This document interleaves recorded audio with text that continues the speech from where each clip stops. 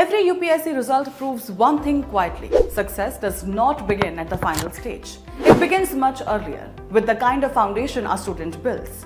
The UPSC CSE 2025 result makes that visible again. 10 candidates in the top 100 prepared through the Vision IAS GS Foundation Classroom course, including AIR 5 Nishan Bhatnagar. That kind of result is not built on motivation alone. It is built on the right sequence, the right guidance, and the right correction. This is what the Vision IAS Delhi GS Foundation course is designed for. Concept-first classroom learning, so preparation is not scattered. Early answer writing and testing, so improvement starts on time. PT 365 and Mains 365, so current affairs become usable in the exam. And mentorship that keeps preparation aligned, focused and accountable. Because in UPSC, hard work is common. Structured preparation is what creates separation. If you are targeting UPSC 2027, start by building your base the right way. Vision IAS Delhi GS Foundation course. Upcoming classroom batches at Karol Bagh, 24th March at 5 p.m., 30th March at 8 a.m. and 7th April at 11 a.m. At GTB Nagar, 17th March at 8 a.m. and 25th March at 6 p.m. Register at our website or call us on the given numbers. UPSC 2027 का लक्ष्य जितना बड़ा है उसे पाने की योजना भी उतनी ही स्पष्ट और संगठित होनी चाहिए। विजन आईएएस लेकर आया है क्लासरूम फाउंडेशन कोर्स 2027 के 12 से 14 महीनों का एक ऐसा सुव्यवस्थित कार्यक्रम है जहां आपकी तैयारी एक अनुशासित और वैज्ञानिक ढांचे में आगे बढ़ती है। यहाँ क्लासरूम लर्निंग के साथ साथ आपको मिलता है लाइव और रिकॉर्डेड सेशंस का विकल्प, जिसे आप अपने व्यक्तिगत ऑनलाइन पोर्टल के माध्यम से कभी भी और कहीं भी एक्सेस कर सकते हैं। तैयारी के सफर को और भी प्रभावी बनाती है हमारी व्यक्तिगत क्लासरूम मेंटरिंग। हमारे एक्सपर्ट मेंटर्स नियमित मार्गदर्शन और स्मार्ट स्टडी मैनेजमेंट के जरिए आपकी तैयारी को एक सही दिशा और गति प्रदान करते हैं। शैक्षणिक दृष्टिकोण से देखें तो ये कोर्स मुख्य परीक्षा के सामान्य अध्ययन के चारों प्रश्न पत्रों, सीसेट और निबंध का व्यापक कवरेज सुनिश्चित करता है। विषयों की समसामयिक समझ विकसित करने के लिए मासिक करंट अफेयर्स मैगजीन और रिवीजन क्लासेस के साथ साथ PT 365 और मेंस 365 की विशेष कक्षाएं भी इस कार्यक्रम का अनिवार्य हिस्सा हैं, ताकि स्टैटिक और करंट अफेयर्स के बीच एक सटीक संतुलन बना रहे। तैयारी की गहराई मापने के लिए निरंतर अभ्यास अनिवार्य है, इसलिए डेली असाइनमेंट और साप्ताहिक मिनी टेस्ट के साथ साथ मासिक प्रीलिम्स और मेंस टेस्ट के माध्यम से आपकी प्रगति का निरंतर आकलन किया जाता है। इस कार्यक्रम की शक्ति है हमारी प्रतिष्ठित ऑल इंडिया टेस्ट सीरीज, जिसमें प्रीलिम्स के 35, मेंस के 30, सीसेट के 25 और निबंध के 5 टेस्ट का समावेश है। साथ ही संधान पोर्टल पर 25,000 से अधिक प्रश्नों का विशाल संग्रह आपके अभ्यास और विश्लेषण को और भी सुदृढ़ बनाता है। अब समय है अपनी मेहनत को एक मजबूत, संरचित और निरंतर प्रक्रिया में ढालने का। विजन आईएएस के साथ जुड़े और यूपीएससी 2027 की अपनी सफलता की राह को एक स्पष्ट दिशा दें। UPSC Prelims is not the destination, it's the first crucial step. And clearing this step requires more than hard work. It demands the right strategy. Vision IAS All India GS Prelims Test Series 2027 with Sandhan is designed to give you that edge from the very beginning. With 35 structured tests, build your journey from fundamentals to full-length tests, ensuring clear, step-by-step progression. With Sandhan, personalized practice, you get more than 25,000 questions targeting your weak areas. Every test becomes a step toward measurable improvement. With smart analysis plus mentoring gain, get precise insights into your mistakes and refine your strategy with expert guidance. With quick revision material, QRM, focus on revising what truly matters exactly when you need it the most. Starting from 19th April, ensure you don't just attempt Prelims 2027, you prepare to clear it. To register, visit our website or call us on the given numbers. All India GS Mains Test Series and Mentoring Program 2027, not just a test series, a system designed to improve how you write. For Mains 2027, what matters is not how much you know, but how effectively you present it on paper. And that's exactly what this program builds. Write regularly, get evaluated with precision, understand your mistakes, improve with clear mentorship. So with every test, your answers become more structured, more relevant, more impactful. This is where preparation turns into performance. Start early, improve consistently. Be ready for Mains 2027. To know more, visit our website or call us on the given numbers.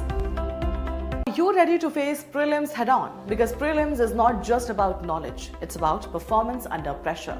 That's where Abhyas, the All India Prelims GS plus CSAT mock test comes in. Designed as a true exam simulation, Abhyas recreates the real UPSC. Prelims experience the same pattern, the same time constraints, and the same intensity. It places you in a national arena, competing with aspirants across India, backed by an all-India ranking that reveals your true standing. Attempted by 1 in 3 top 50 rankers, Abhyas has become a trusted benchmark for serious aspirants. With detailed post-test analysis, live discussions, and complete syllabus coverage in both English and Hindi, it ensures your preparation is not just extensive but exam-ready. 3 full-length offline simulations will be conducted across 100+ cities on 5th April, 19th April, and 10th May. From 9:30 am to 11:30 am for General Studies, that is Paper 1, and 2:30 pm to 4:30 pm for CSAT, that's Paper 2.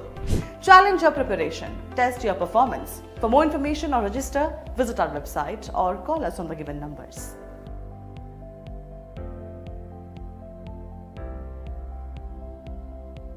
Every UPSC result proves one thing quietly: success does not begin at the final stage. It begins much earlier, with the kind of foundation a student builds. The UPSC CSE 2025 result makes that visible again. 10 candidates in the top 100 prepared through the Vision IAS GS Foundation Classroom course, including AIR 5 Nishan Bhatnagar. That kind of result is not built on motivation alone. It is built on the right sequence, the right guidance, and the right correction.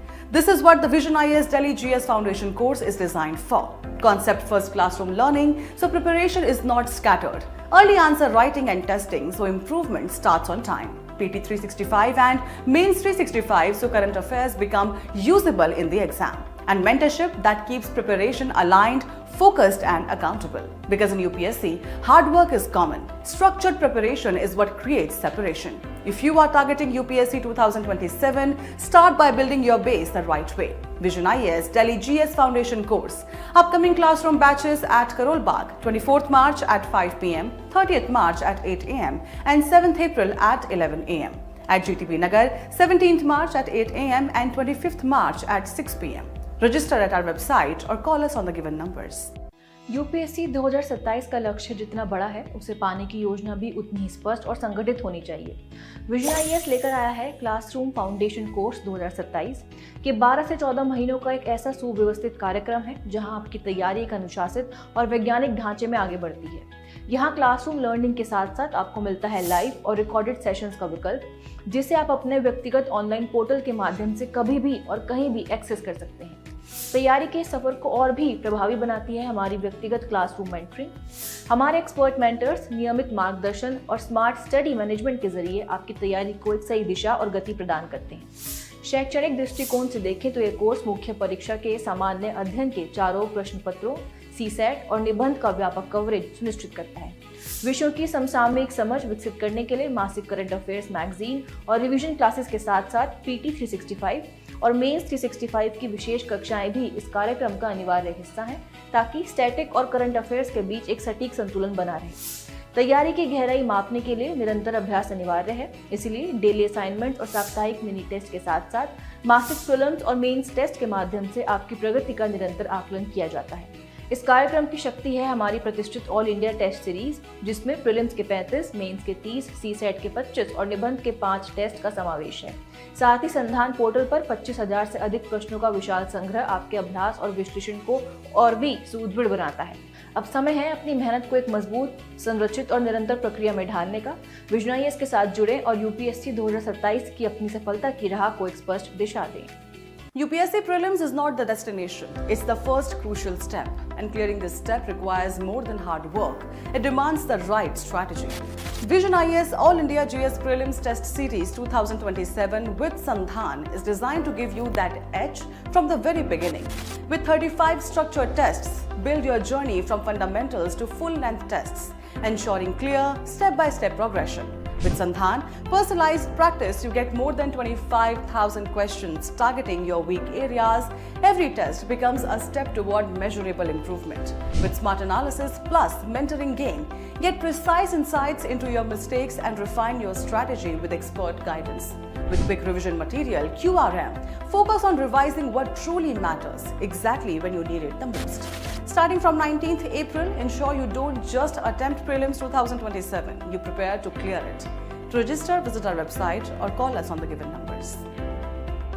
All India GS Mains Test Series and Mentoring Program 2027. Not just a test series, a system designed to improve how you write. For Mains 2027, what matters is not how much you know, but how effectively you present it on paper. And that's exactly what this program builds. Write regularly, get evaluated with precision, understand your mistakes, improve with clear mentorship. So with every test, your answers become more structured, more relevant, more impactful. This is where preparation turns into performance. Start early, improve consistently. Be ready for Mains 2027. To know more, visit our website or call us on the given numbers.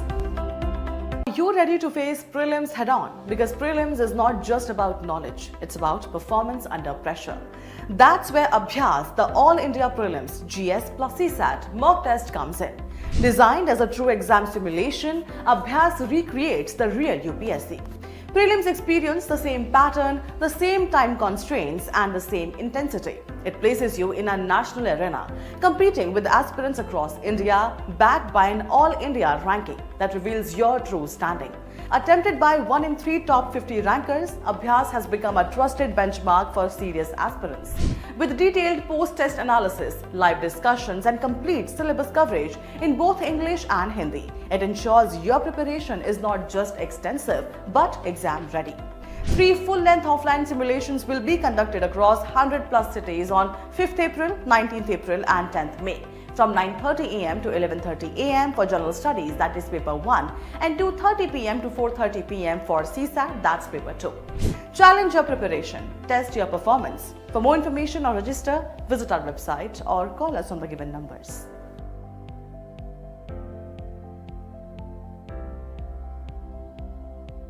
Every UPSC result proves one thing quietly: success does not begin at the final stage. It begins much earlier, with the kind of foundation a student builds. The UPSC CSE 2025 result makes that visible again. 10 candidates in the top 100 prepared through the Vision IAS GS Foundation Classroom course, including AIR 5 Nishan Bhatnagar. That kind of result is not built on motivation alone. It is built on the right sequence, the right guidance, and the right correction. This is what the Vision IAS Delhi GS Foundation course is designed for. Concept-first classroom learning, so preparation is not scattered. Early answer writing and testing, so improvement starts on time. PT 365 and Mains 365, so current affairs become usable in the exam. And mentorship that keeps preparation aligned, focused and accountable. Because in UPSC, hard work is common. Structured preparation is what creates separation. If you are targeting UPSC 2027, start by building your base the right way. Vision IAS Delhi GS Foundation course. Upcoming classroom batches at Karol Bagh, 24th March at 5 pm, 30th March at 8 am and 7th April at 11 am. At GTB Nagar, 17th March at 8 am and 25th March at 6 pm. Register at our website or call us on the given numbers. UPSC 2027 का लक्ष्य जितना बड़ा है, उसे पाने की योजना भी उतनी ही स्पष्ट और संगठित होनी चाहिए। विजन आईएएस लेकर आया है क्लासरूम फाउंडेशन कोर्स 2027 के 12 से 14 महीनों का एक ऐसा सुव्यवस्थित कार्यक्रम है जहां आपकी तैयारी एक अनुशासित और वैज्ञानिक ढांचे में आगे बढ़ती है। यहाँ क्लासरूम लर्निंग के साथ साथ आपको मिलता है लाइव और रिकॉर्डेड सेशंस का विकल्प, जिसे आप अपने व्यक्तिगत ऑनलाइन पोर्टल के माध्यम से कभी भी और कहीं भी एक्सेस कर सकते हैं। तैयारी के सफर को और भी प्रभावी बनाती है हमारी व्यक्तिगत क्लासरूम मेंटरिंग। हमारे एक्सपर्ट मेंटर्स नियमित मार्गदर्शन और स्मार्ट स्टडी मैनेजमेंट के जरिए आपकी तैयारी को एक सही दिशा और गति प्रदान करते हैं। शैक्षणिक दृष्टिकोण से देखें तो ये कोर्स मुख्य परीक्षा के सामान्य अध्ययन के चारों प्रश्न पत्रों, सीसैट और निबंध का व्यापक कवरेज सुनिश्चित करता है। विषयों की समसामयिक समझ विकसित करने के लिए मासिक करंट अफेयर्स मैगजीन और रिवीजन क्लासेस के साथ साथ PT 365 और मेंस 365 की विशेष कक्षाएं भी इस कार्यक्रम का अनिवार्य हिस्सा हैं, ताकि स्टैटिक और करंट अफेयर्स के बीच एक सटीक संतुलन बना रहे। तैयारी की गहराई मापने के लिए निरंतर अभ्यास अनिवार्य है, इसलिए डेली असाइनमेंट्स और साप्ताहिक मिनी टेस्ट के साथ साथ मासिक प्रीलिम्स और मेंस टेस्ट के माध्यम से आपकी प्रगति का निरंतर आकलन किया जाता है। इस कार्यक्रम की शक्ति है हमारी प्रतिष्ठित ऑल इंडिया टेस्ट सीरीज, जिसमें प्रीलिम्स के 35, मेंस के 30, सीसैट के 25 और निबंध के 5 टेस्ट का समावेश है। साथ ही संधान पोर्टल पर 25,000 से अधिक प्रश्नों का विशाल संग्रह आपके अभ्यास और विश्लेषण को और भी सुदृढ़ बनाता है। अब समय है अपनी मेहनत को एक मजबूत, संरचित और निरंतर प्रक्रिया में ढालने का। विजन आईएएस के साथ जुड़े और यूपीएससी 2027 की अपनी सफलता की राह को एक स्पष्ट दिशा दें। UPSC Prelims is not the destination, it's the first crucial step. and clearing this step requires more than hard work. It demands the right strategy. Vision IAS All India GS Prelims Test Series 2027 with Sandhan is designed to give you that edge from the very beginning. With 35 structured tests, build your journey from fundamentals to full-length tests, ensuring clear, step-by-step progression. With Sandhan, personalized practice, you get more than 25,000 questions targeting your weak areas. Every test becomes a step toward measurable improvement. With smart analysis plus mentoring gain, get precise insights into your mistakes and refine your strategy with expert guidance. With quick revision material, QRM, focus on revising what truly matters exactly when you need it the most. Starting from 19th April, ensure you don't just attempt Prelims 2027, you prepare to clear it. To register, visit our website or call us on the given numbers. All India GS Mains Test Series and Mentoring Program 2027, not just a test series, a system designed to improve how you write. For Mains 2027, what matters is not how much you know, but how effectively you present it on paper. And that's exactly what this program builds. Write regularly, get evaluated with precision, understand your mistakes, improve with clear mentorship. So with every test, your answers become more structured, more relevant, more impactful. This is where preparation turns into performance. Start early, improve consistently. Be ready for Mains 2027. To know more, visit our website or call us on the given numbers. Are you ready to face prelims head-on? Because prelims is not just about knowledge, it's about performance under pressure. That's where Abhyas, the All India Prelims, GS plus CSAT mock test comes in. Designed as a true exam simulation, Abhyas recreates the real UPSC. Prelims experience the same pattern, the same time constraints, and the same intensity. It places you in a national arena, competing with aspirants across India, backed by an all-India ranking that reveals your true standing. Attempted by 1 in 3 top 50 rankers, Abhyas has become a trusted benchmark for serious aspirants. With detailed post-test analysis, live discussions, and complete syllabus coverage in both English and Hindi, it ensures your preparation is not just extensive, but exam-ready. 3 full-length offline simulations will be conducted across 100+ cities on 5th April, 19th April, and 10th May. From 9:30 am to 11:30 am for General Studies, that is Paper 1, and 2:30 pm to 4:30 pm for CSAT, that's Paper 2. Challenge your preparation, test your performance. For more information or register, visit our website or call us on the given numbers.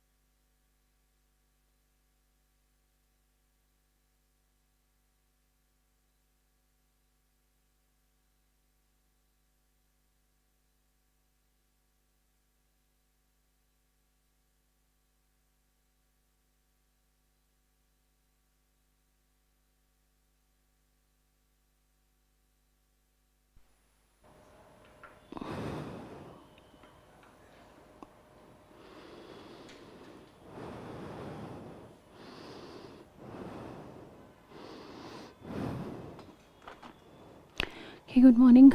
Good morning. Welcome to this session on news through maps. Have you brought your atlases? You've come for a map session, you should have brought your atlas. You have? You don't have? So I think you can sit together, use my atlas for the time being.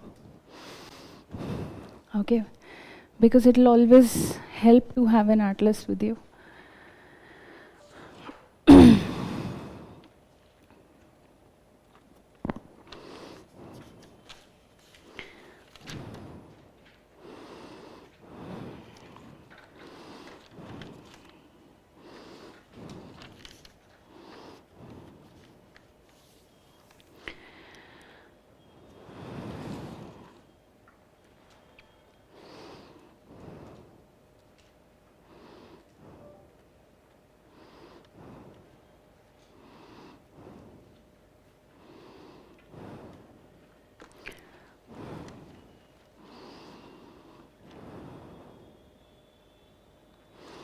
Okay, how well versed are you with the map already?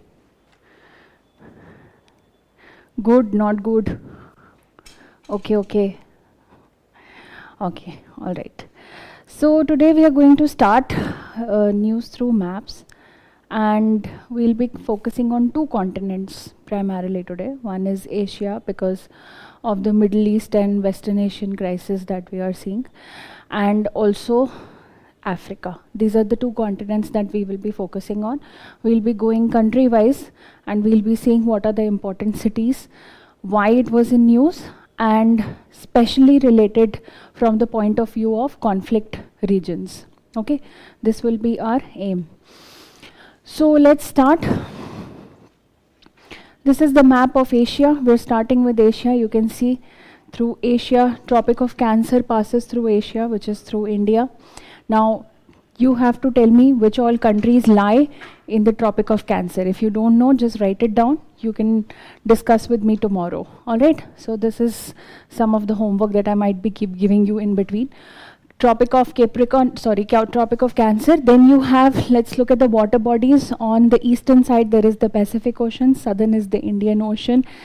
And followed by the Arctic Ocean in the north. All right, this is Asia. Of course, it's the largest continent. Now, within Asia, we see this portion we are usually aware of, which is Russia, Mongolia, China, India, and then Southeast Asia. Some of the pockets of Asia where we really get confused is this part, which is the Arabian Peninsula, the West Asia and the Middle East portion, and then some pockets of Southeast Asia. This is where we usually get confused. So today we are going to focus on these pockets. We are going to discuss the Arabian Peninsula in detail.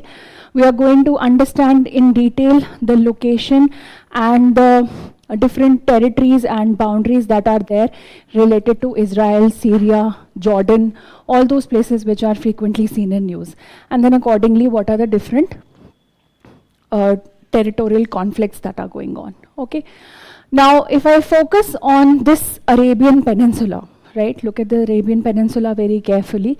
Arabian Peninsula, if you see very carefully, is in the shape of a shoe or a foot. Okay, no unintended, like no, not to hurt anybody's sentiments, but just saying that this looks in the shape of that. Okay, so if I have to redraw this, now look very carefully.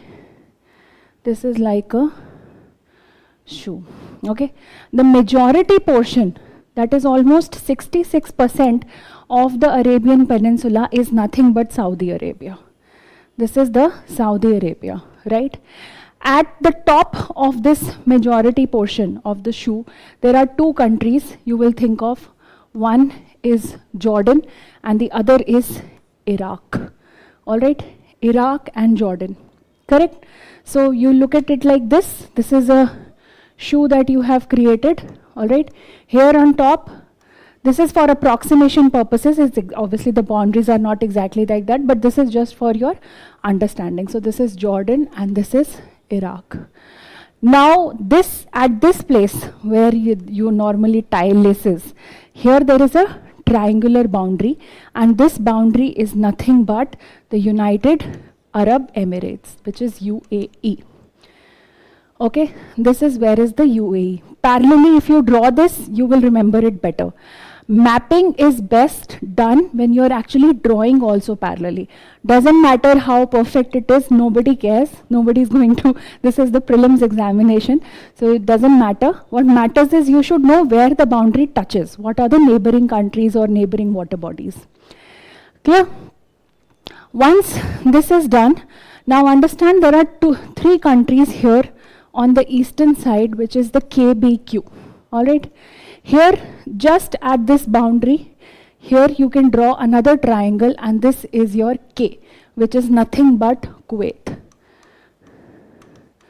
This is Kuwait. All right. Then there is a small island country somewhere in the middle of this, very close to the main peninsula. This is B.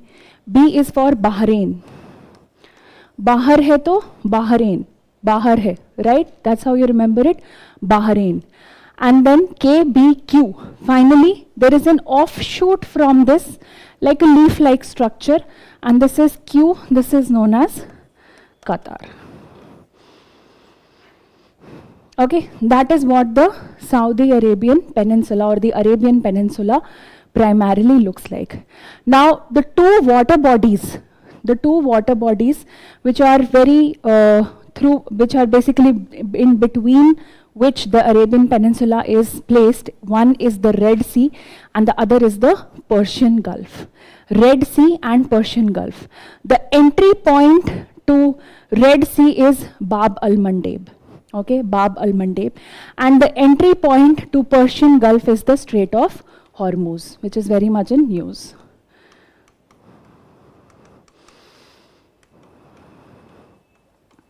Okay, so you can say this shoe has Red Sea on one side and has the Persian Gulf on the other side. Clear? The entry point for this is Bab al-Mandeb, and for that it is the the Strait of Hormuz, that is the Persian Gulf. Now you'll remember this? Clear?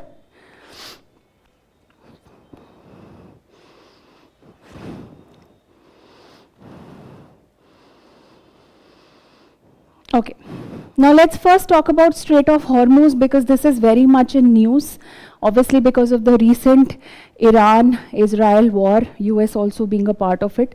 Let's take a look at Strait of Hormuz in detail. This is where the Strait of Hormuz is.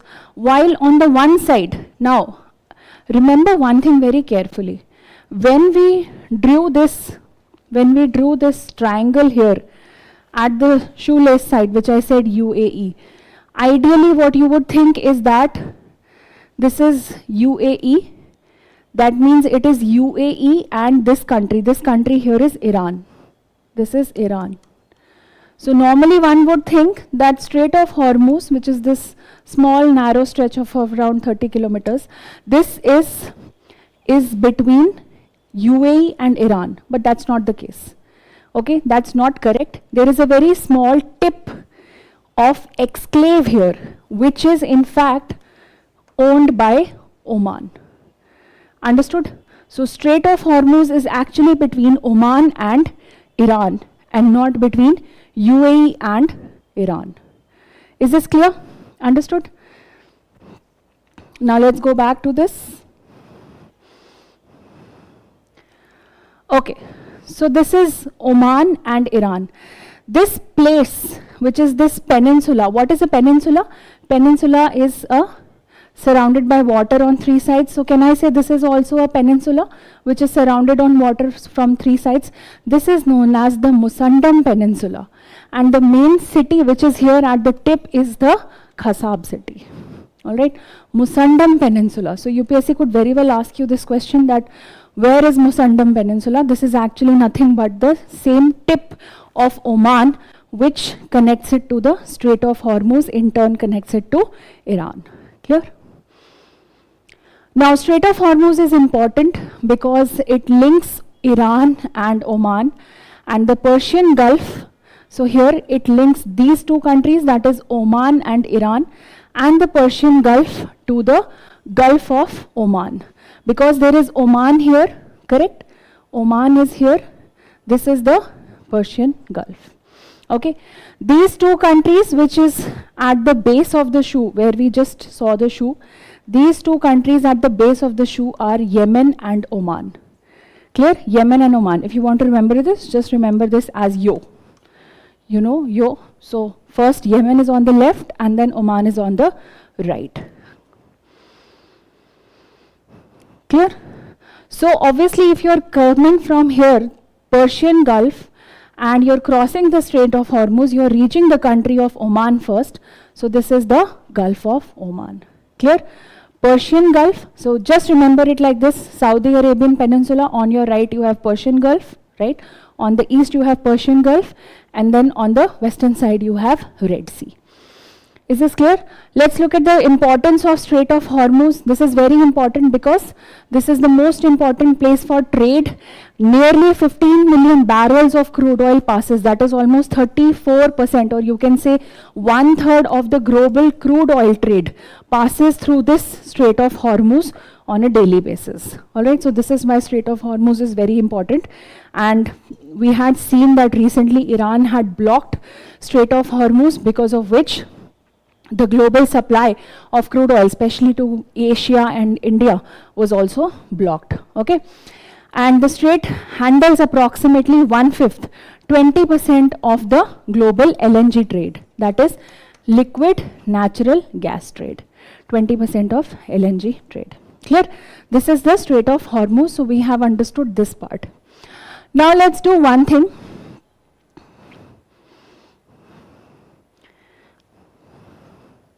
Written, can I proceed? Let's move to the left side.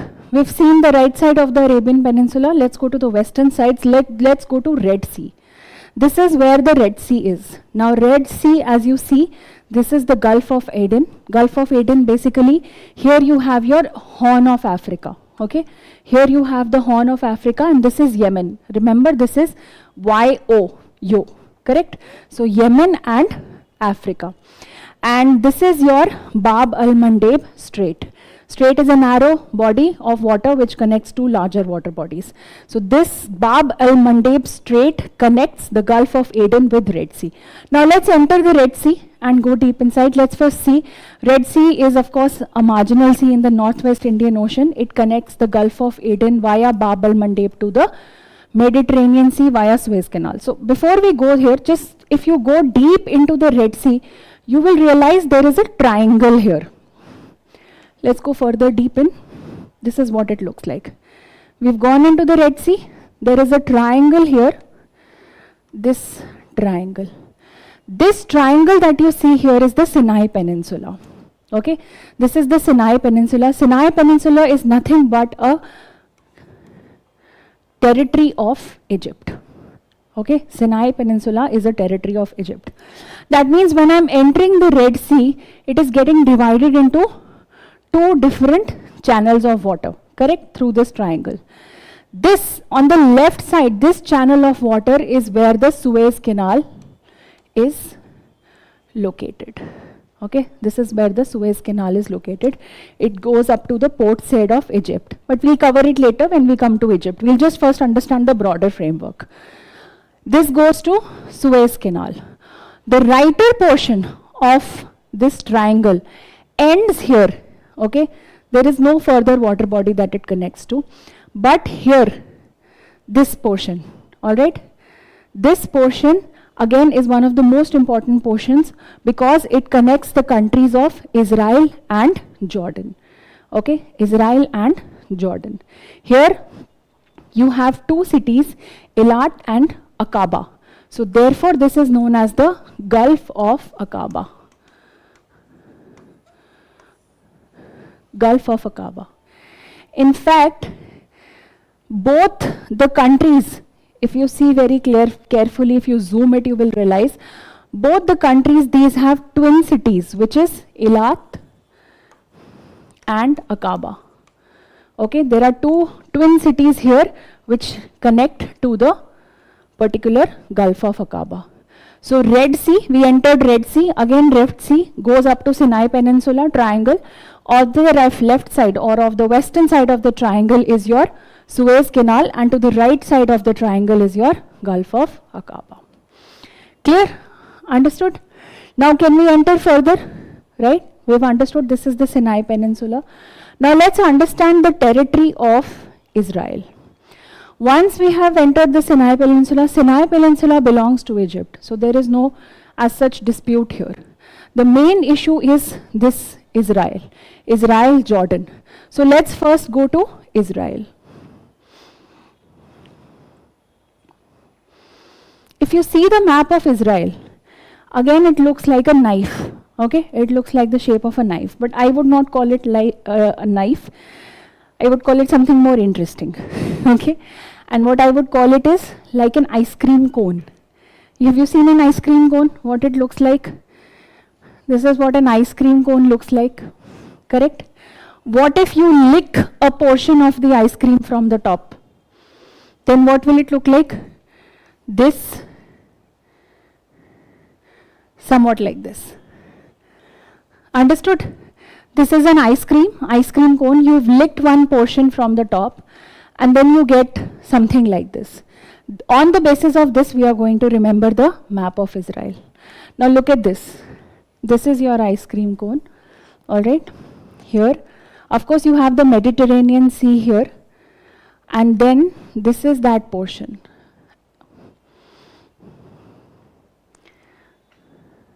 Sorry.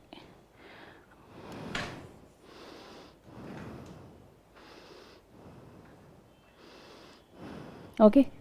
This L-shaped portion, this U-shaped portion that you see here, where probably you have licked a portion of your ice cream, this is your Lebanon, where you have licked it. Correct? Understood? This is Lebanon. Now, some ice cream is left here. This is some part. Some ice cream, keep drawing it parallelly, then you will retain it better. Don't just watch. All right, online students also, if you're drawing parallelly, you will remember it better. Some ice cream is left here. This some part is nothing but Syria. Syria is equal to some. And Lebanon is what you have licked. So this is like a depression. Okay, Syria. And then finally, majority portion of this cone, I am using the word majority, Jor is equal to Jordan. Jor is equal to Jordan. Clear? So this is Israel.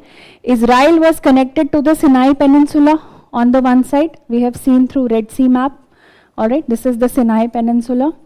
This is the main part of the ice cream cone. Somebody has licked it from top. That top depression sort of place is Lebanon. And then there is a curve here which connects it to Syria. But mind you, this does not directly get connected to Syria because we have a territory here, which is the Golan Heights. Okay? Which is the Golan Heights. So, जहाँ पे तुमने ये bulge बनाया है अपने ice cream cone का, this is actually Golan Heights, and इसके बाद शुरू होता है actual Syria. Golan Heights is of course occupied by Israel, but this is again a disputed area. Clear? Understood?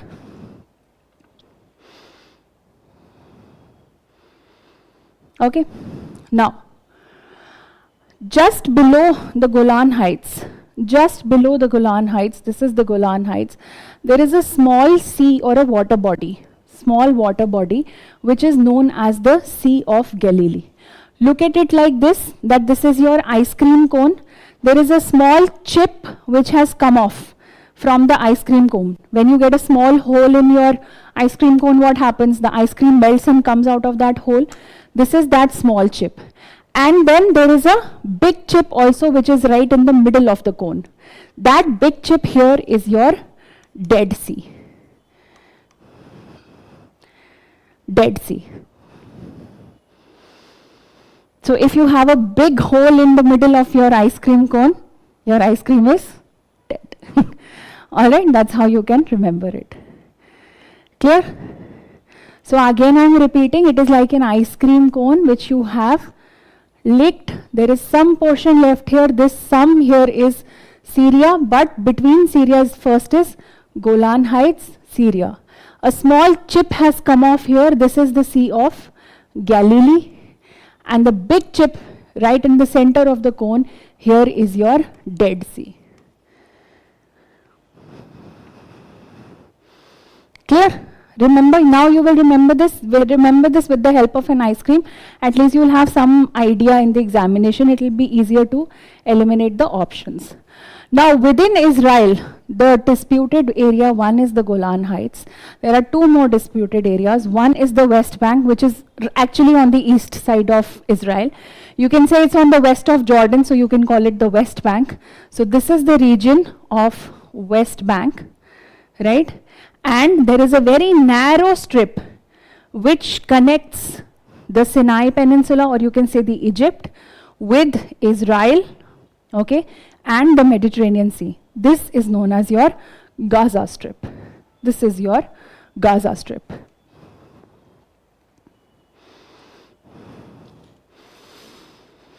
So always remember this in the context of this ice cream cone only.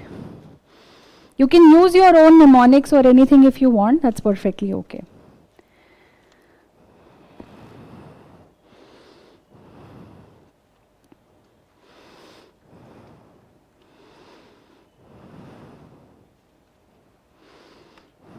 Okay, so if you look at the boundaries of Israel, now we are particularly talking about Israel. North mein we've already seen there is Lebanon, which is the lake. Your Syria, which is the Golan Heights region, okay, this curve. East, in the east you have the Jordan, okay, which is largely separated by the Jordan River. You see this is Jordan, this is the territory, or this is the country of Jordan, and there is the Jordan River which actually passes right from the border of the Israel and Jordan, okay. This Jordan River actually opens and drains into the Dead Sea, okay. This drains into the Dead Sea, Jordan River. In fact, this is one of the most important sources of fresh water for Israel, because Israel has otherwise very less number of rivers, and then there is the Mediterranean Sea. So this is one of the important sources of fresh water. In southwest region, here you can see there is Egypt, which is the Sinai Peninsula, and in southeast here, this is your Gulf of Aqaba. Gulf of Aqaba. I'll show you those two cities which we just talked about. Look, this is Israel, Egypt, this is Jordan, okay, and this is Eilat and this is Al-Aqaba, correct? They are twin cities. Eilat is in Israel and Aqaba is in Jordan, but both open to the Gulf of Aqaba, which opens to the Red Sea, which opens to the Indian Ocean, okay, clear? Through the Bab al-Mandeb Strait. Jordan, if you see very carefully, the shape of Jordan is like a gun, is like a pistol. Hai na? Shape of Jordan is like a pistol. Okay. Now, before I move to Jordan, let me just complete Israel and those portions first. Let's talk a little bit about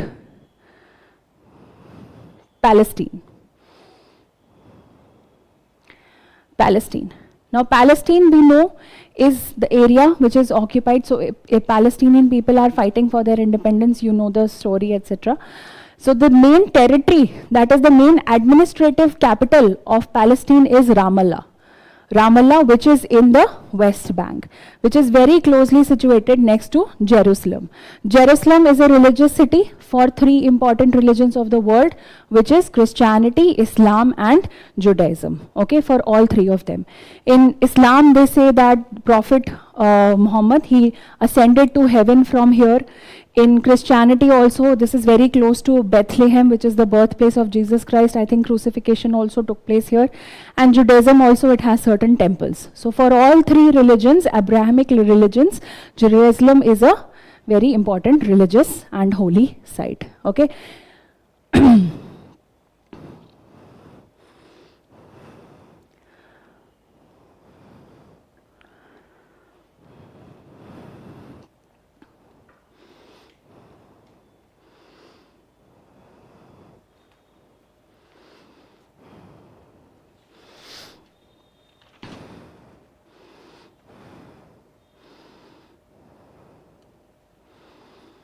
Done?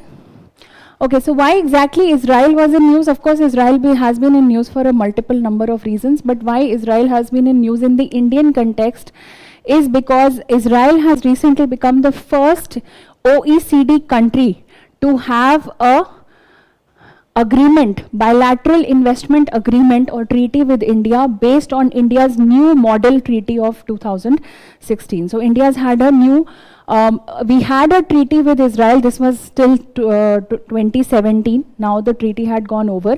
So we have renewed this, but this is the first OECD country which has agreed to tie up with India on the basis of the new model bilateral investment treaty that we have.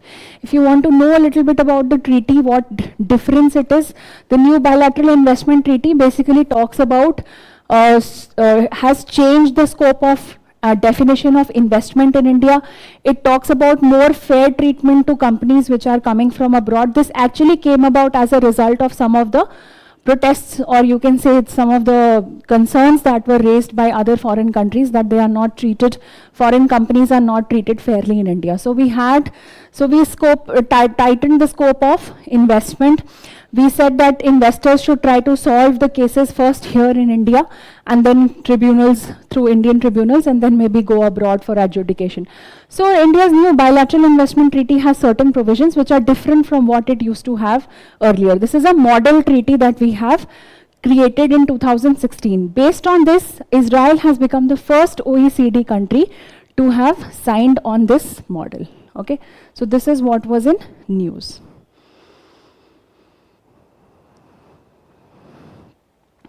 Okay, now through Israel, just some of the geographic features. It has the coastal plains, it has the Negev desert, right? Then there is the Jordan Rift Valley. Jordan Rift Valley, in fact, extends up to Africa. It's an extension of the African Rift Valley. I'll show you that also. Water bodies, you know, there is the Mediterranean Sea, there is the Dead Sea. Dead Sea, you know, is the lowest point on earth, right? This is the lowest point, land point on earth. And then there is the Sea of Galilee. These are the three water bodies. All right. Okay. And then there is the Erez crossing. Erez crossing is a border crossing between Israel and the northern Gaza Strip. So I'll just show you. Through Israel, there are three types of lines that are defined through Israel. First is the blue line, then is the green line, and the yellow line. Blue line is the one which separates Israel from Lebanon. Okay, the upper L that we saw, that is the blue line, Israel from Lebanon. Green line, on the other hand, is like a work. It's still under construction, but you can say it's still being defined, but Israel and West Bank. Green line is the line which separates Israel from West Bank. And yellow line, so recently, last year what happened, Israel had, there was an attack from Hamas, because of which Israel had gained complete control over the Gaza Strip. So this yellow point that you see, this is yellow shaded region. This is where till inside Israel had entered. In fact, Israel had choked all the points of trade to the Gaza Strip, to the extent that United Nations declared a famine over there, because people were starving, there was no way to access food. Okay, so because of this, of course, US intervened, and then there was a 20-point peace plan and all those things. But bottom line is that this yellow line is the portion till which Israel entered the Gaza Strip. Okay, so yellow line, green line, and blue. Blue is for Lebanon, green is for West Bank, and yellow is for Gaza Strip. Okay, in fact, this Gaza Peace Summit was held in Egypt. It was held in Egypt in Sharm el Sheikh, which is also famous for COP27 of UNFCCC. Okay, let's take a look at some of the important cities in the Gaza Strip. This is important. This could very well be a question. So, for example, Rafah, which is at the southern portion of Gaza Strip. There is Khan Yunis, Deir al-Balah, Gaza City, and North Gaza. These are the important points or locations in the Gaza Strip. Just remember Rafah, Khan Yunis, Deir al-Balah. Of course, these two are telling you the name itself.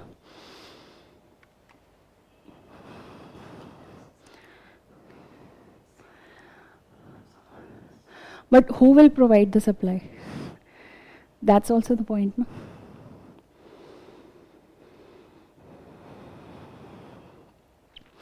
There is something called the Morag axis. Morag axis is the place, is basically between Khan Yunis and Rafah.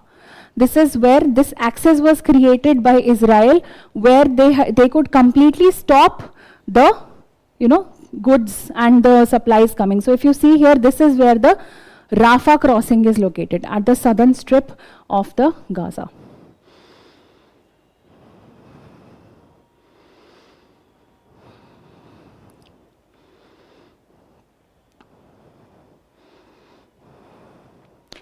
Palestine has also been in news. Palestine has also been in news, since we are talking about the territories of Palestine. Primarily because 4 countries recently have given have recognized the state of Palestine. India, as you know, already recognizes the state of Palestine. And recently 4 countries have recognized Palestine. That is Canada, UK, Portugal, and Australia.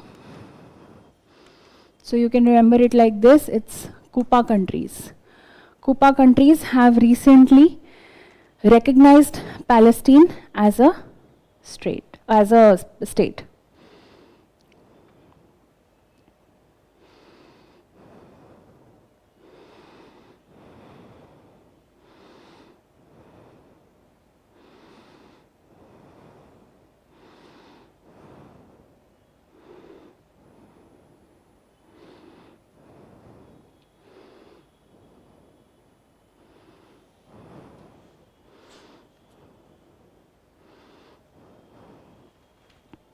Done? So you can see here some portions, the West Bank is not entirely controlled by Palestine, it is not controlled. Some portions are controlled by completely by Palestine, some are fully controlled by Israel, and some are shared between the two. So there is no fixed this thing as of now for Western Bank, okay, West Bank. Okay. We'll start with Palestine.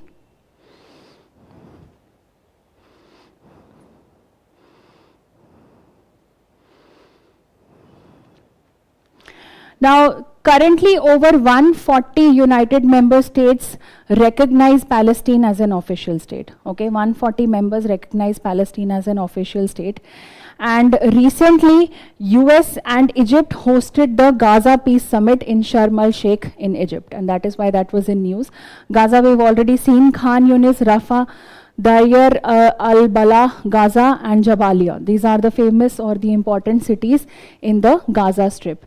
I told you about the famine also which took place last year in 2025, and these are the important places in the Gaza Strip. So you should make a note of them and revise again so you know that this is a part of Gaza. Okay.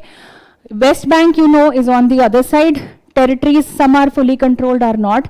And Golan Heights we have already discovered. Golan Heights is bounded by the Jordan River to the Dead Sea. Okay, Jordan River starts from Mount Hermon. Just for your information, Jordan River starts from Mount Hermon.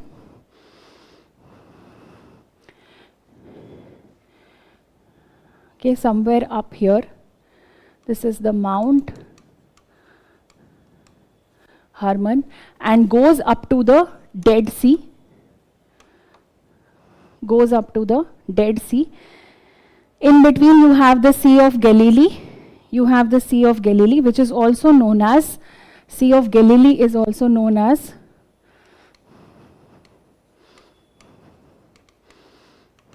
Lake Kinneret.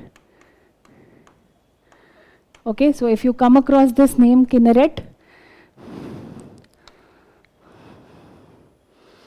Lake Kinneret.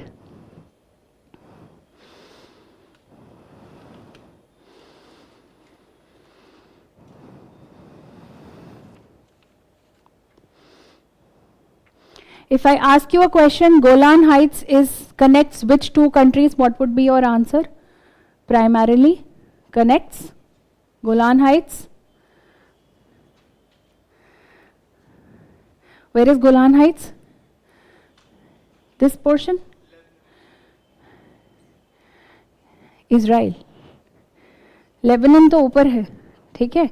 We'll say Israel and Syria. Alright? It is a contentious issue. In fact, Golan Heights is a contentious place between Israel and Syria. Clear? Okay. So we have understood these territories, their location. Now let's go to their neighboring countries. This is where your Israel is, and just on top of Israel, which here we had said there is a depression, which is the L that we had discussed, that is Lebanon. Lebanon, you can see, is such a small country when compared to, this is Syria and this is Jordan. Jordan is like the shape of a pistol. So we'll see all these three countries in detail now, just to identify what are the important places, because these are also regions in conflict. Let's first start with Lebanon, the small country of Lebanon. Okay, Lebanon की capital क्या है? Beirut. Please write down. Capital of Lebanon is Beirut. All right. And southern Beirut, which basically is a region called Dahieh. Southern Beirut, which is a region called Dahieh, is basically controlled by Hezbollah. So these are areas which are linked with Hezbollah. Okay.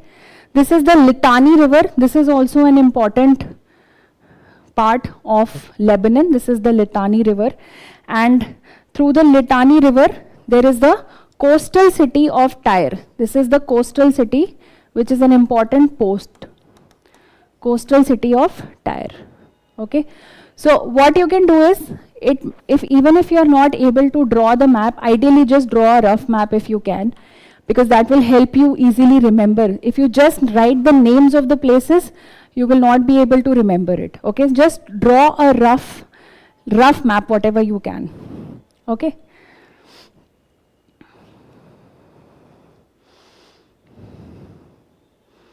Then you have the Bekaa Valley. Bekaa Valley is also very important place for as a region. On the left side of the Bekaa Valley, you have the Lebanon mountains, and on the right side of Bekaa Valley, you have anti-Lebanon mountains. Okay, left which lies entirely in the Lebanon country is the Lebanon mountains. On the right side, you have anti-Lebanon mountains, which are in fact at the border of Lebanon and Syria. Okay, Lebanon and Syria. Because if you see here,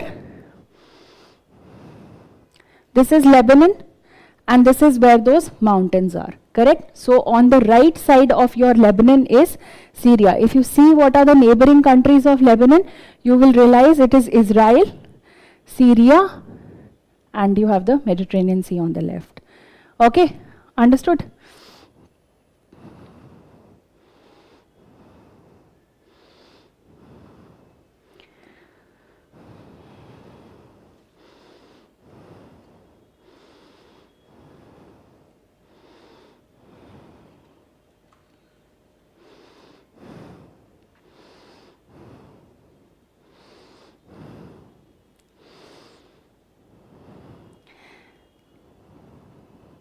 So basically between the Litani River here, what you see Litani River, and this blue line, this was the blue line, which is the line between Israel and Lebanon, correct? Israel and Lebanon, this is the blue line.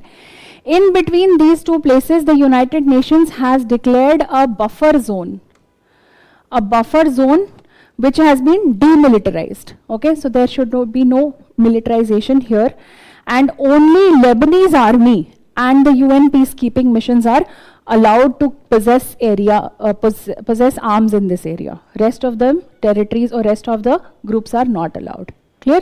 So a buffer has been created between the Litani River and the blue line, that is the Israel-Lebanon border. Clear? Understood? Okay.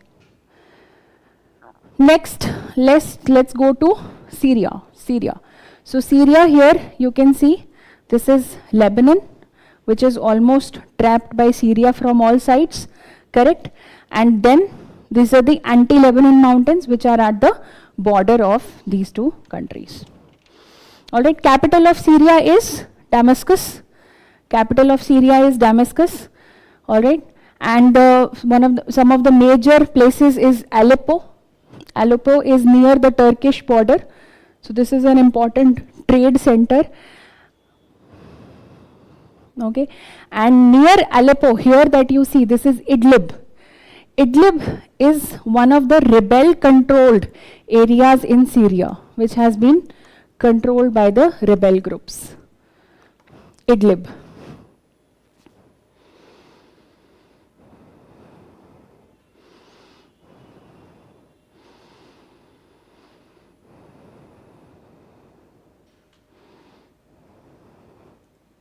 Okay, Syria we know this is the portion of Israel, this is the Golan Heights जहाँ पर वो है, correct? You remember Israel का हम ऐसे कर रहे थे कि which is the scoop of Israel place? That scoop is where it is next to Syria. So this is Hezbollah is one of the rebel groups in these areas. Okay. This Golan Heights was captured by Israel in 67. Okay. And here Deir ez-Zor, these are important oil fields or oil field area of Syria.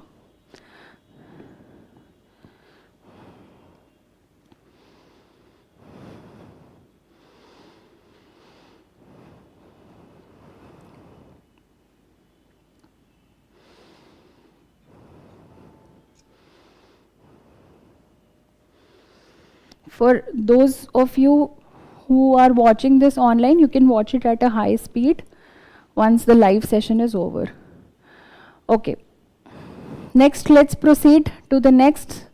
Jordan, remember, is a gun shaped. Again, I'm coming back to this map.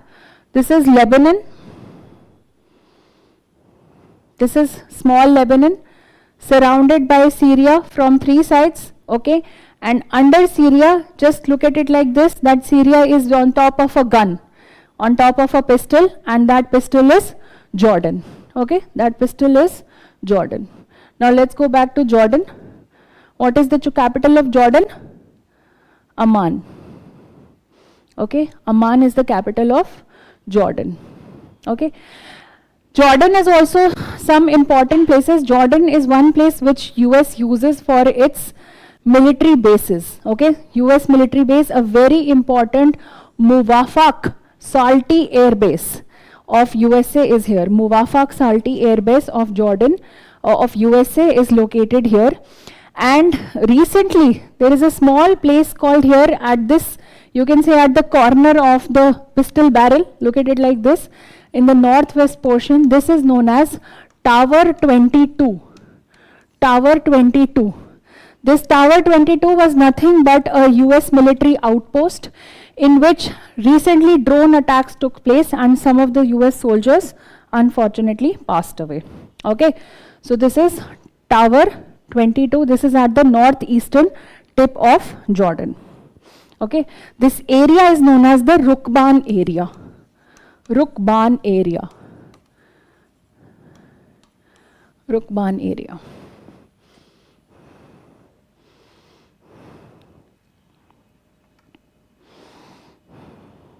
Okay, Jordan is one of the countries which is trying to balance the West Asian diplomacy. It acts like more or less like a neutral party. All right. So this is Jordan. Here we have already discussed in Jordan, Israel, Eilat, and this is the Aqaba through which you access the Gulf of Aqaba. Correct? All right.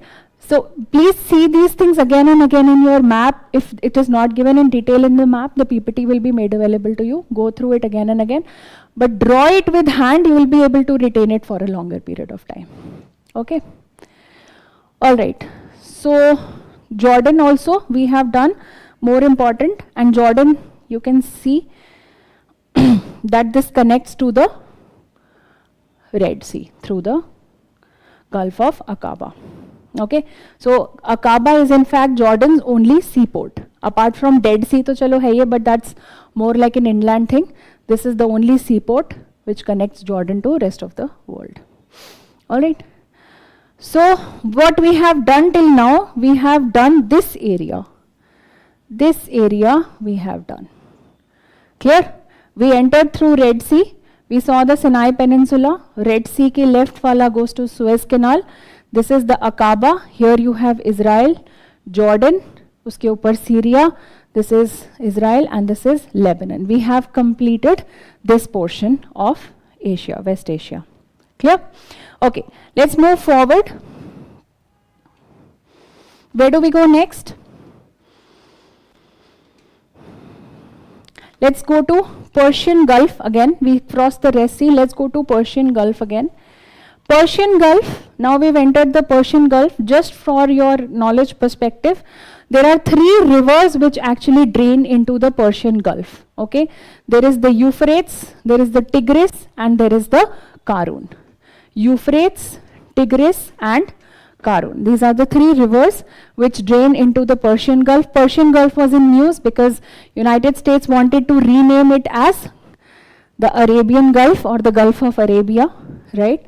And it is a shallow marginal sea connected with the Indian Ocean via the Strait of Hormuz. What are the countries that are bordering the Persian Gulf? What are the countries that are bordering the Persian Gulf? Let's go back to this map.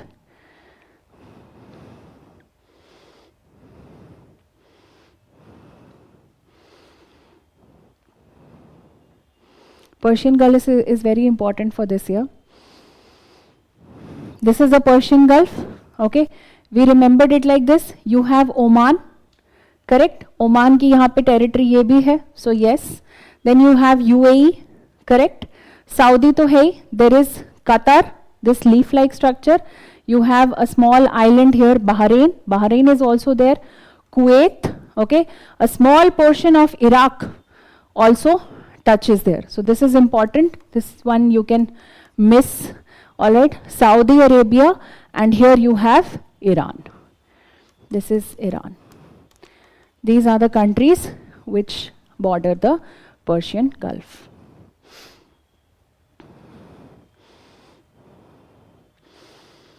Iran, Oman, UAE, Qatar, Bahrain, Saudi Arabia, and Kuwait and Iraq. Iraq is something that usually people might confuse because they don't usually remember this very small strip, narrow strip, which connects Iraq to the Persian Gulf. I'll remove it for your clarity, you can see now. Clear?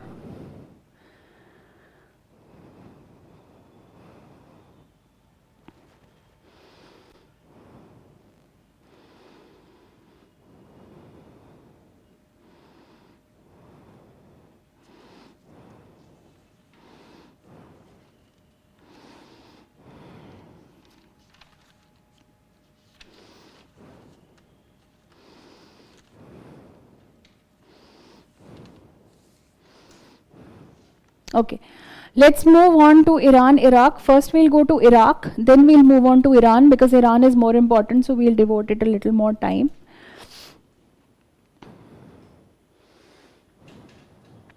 If you see the shape of Iran, it looks more like a loudspeaker or a mushroom. Okay, it looks like a mushroom. See, this is a narrow strip and then it opens into a, or you can say it looks like a heart also. Okay, whatever you want to think. This is the shape of Iran. The capital of Iran is obviously Baghdad, and the major river that flows through it is the Tigris and the Euphrates. These are the major rivers that flow to it. All right. Now, an important city here is the Basra city. This Al-Basra. You can see here Al-Basra, Basra city. This is main export city of oil for Iran. Because now Iraq, I showed you that narrow strip which goes and meets into the Persian Gulf, which we just saw. This is what that port is, all right, which connects it to that narrow gulf. This is Al-Basra. This is very important, Al-Basra.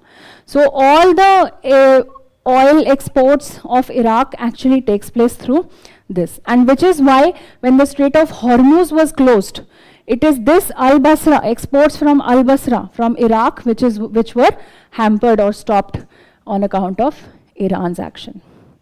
Clear?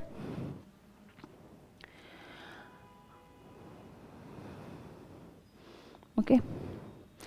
Now, another important city in Iraq is Erbil, or this region rather. This is a region called Erbil.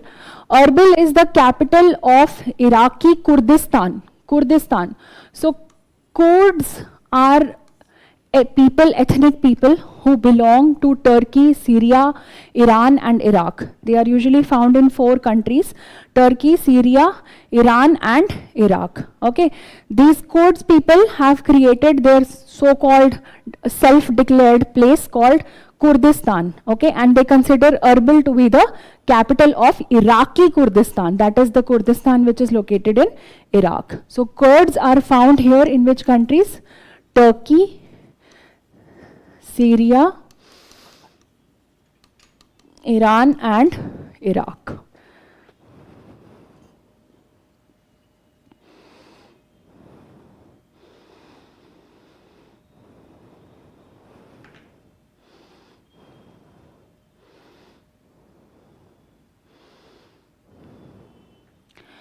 So they also consider this Suleymania that you see and Dohuk.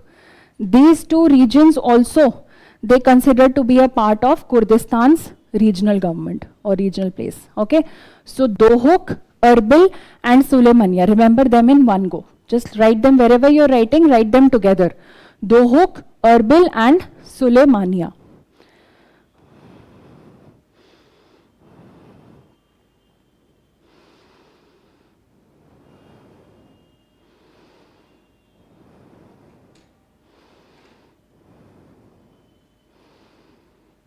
The largest population of Kurds people or Kurds is actually in Turkey.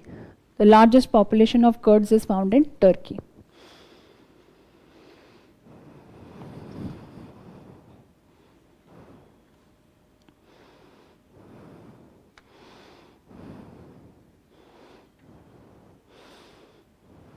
Look at this question, UPSC asked in 2016.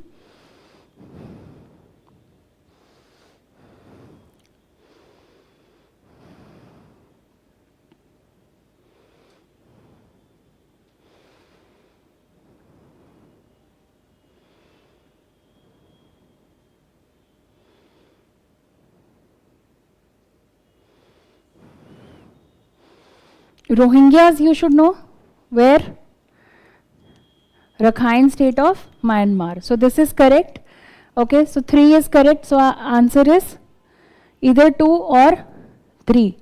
So which one? Madhesi Nepal is also correct. Kurds in Bangladesh? No, this is not correct. So 1 is wrong.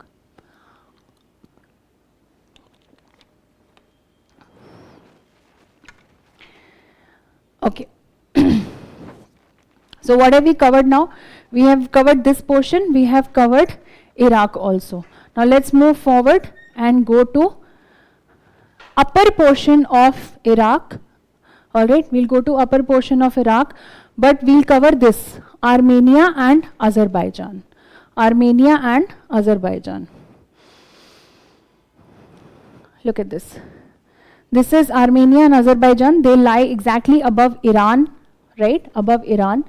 Now, Armenia and Azerbaijan also are two countries which have been in constant conflict with each other, right? So they had exclaves with each other, fine? So Armenia earlier had Nagorno-Karabakh, okay? And this was, and Azerbaijan had an autonomous exclave in Armenia, which is Nakhchivan, all right?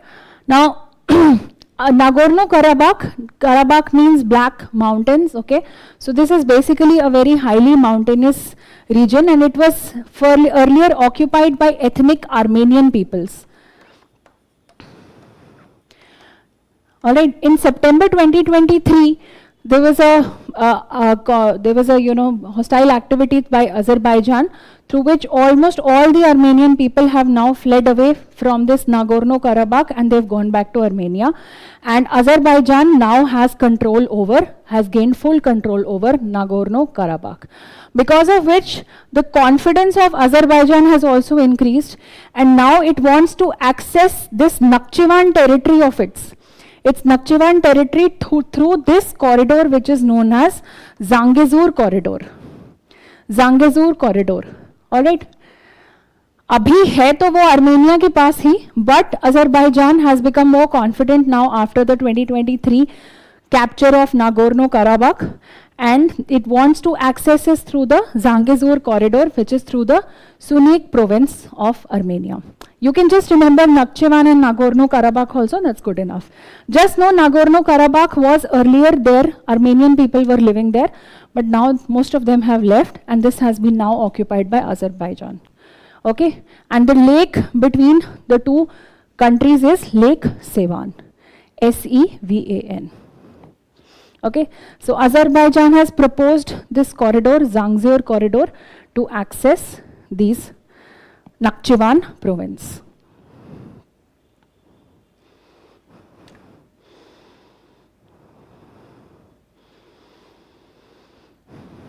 Okay, Azerbaijan की capital क्या है? Baku, and Armenia की capital क्या है? Yerevan.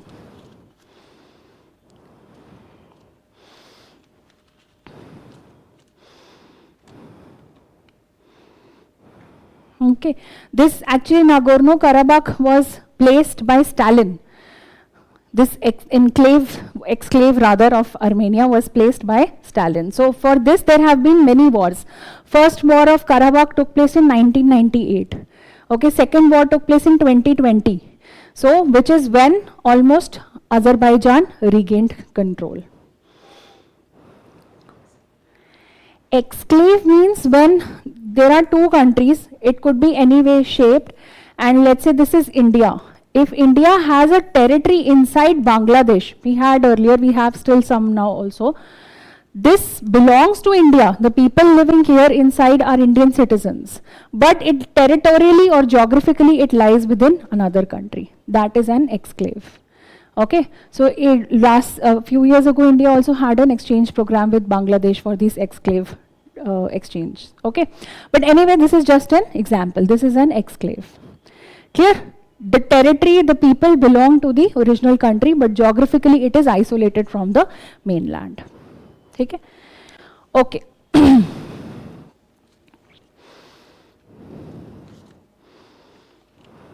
All right. So you can see Azerbaijan here, which is located at Baku. This is next to the Caspian Sea. Okay. So here we have reached, where we have reached the Caspian Sea. This is here we were. Iraq हमने कर लिया, Iraq के साथ है Iran, Iran के just ऊपर there is a bend in which you have Armenia, Azerbaijan, and next to that you have the Caspian Sea. So let's take a look at the countries which border the Caspian Sea. So Caspian Sea was also in news because Israel had attacked Caspian Sea, as Caspian Sea is one of the main supply areas for Iran via the Russia. All right, so Caspian Sea was attacked, and Caspian Sea is also considered the largest lake in the world. So let's look at the countries that are bordering the Caspian Sea. At the bottom you have Iran, right? Okay, this is Iran. Azerbaijan, Azerbaijan ke left mein, you know, this is Armenia now, correct? This small belt here is Armenia. This is Armenia, okay? This is Azerbaijan. Then you have Russia. On the eastern side you have Kazakhstan and Turkmenistan. Kazakhstan and Turkmenistan. All right, so these are the 5 countries which border the Caspian Sea.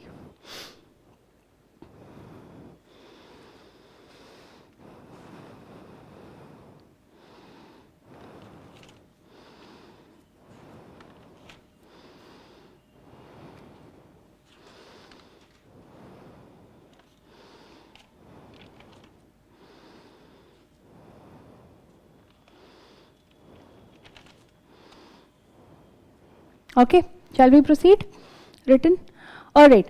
Now the main country that is left in our Western Asia and Middle East, the main player rather these days, which is Iran. We have covered all these, correct? We have covered this area. Now let's go to Iran. Iran, very, very important for this year's exam, especially from regions point of view and especially from those regions which are nuclear facilities or other military establishments which were attacked by US and allies. So let's take a look at Iran.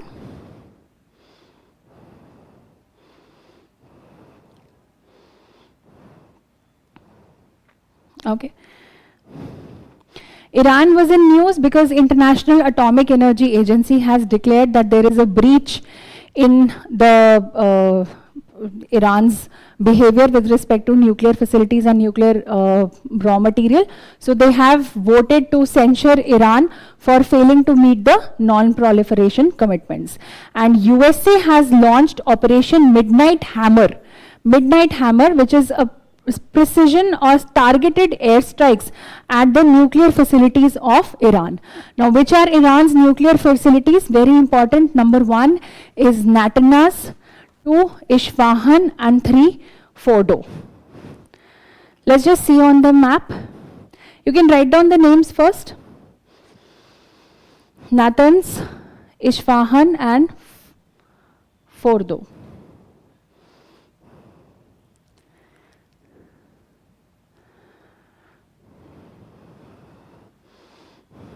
Natanz, Isfahan, and Fordo. Fordo is not here, but this is okay. Tabriz that you see here, Tabriz is also one important site in Iran, which I'll actually connects it to the rest, the north of Asia. And this is also a geostrategic region because it lies between the Black Sea and the Caspian Sea, Tabriz.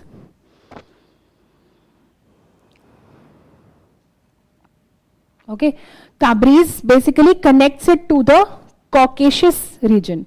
And Caucasus region is what? Caucasus region is defined as that region which is between the Caspian Sea and the Black Sea. That is Caucasus, which includes Russia, Georgia, Armenia and Azerbaijan. Alright.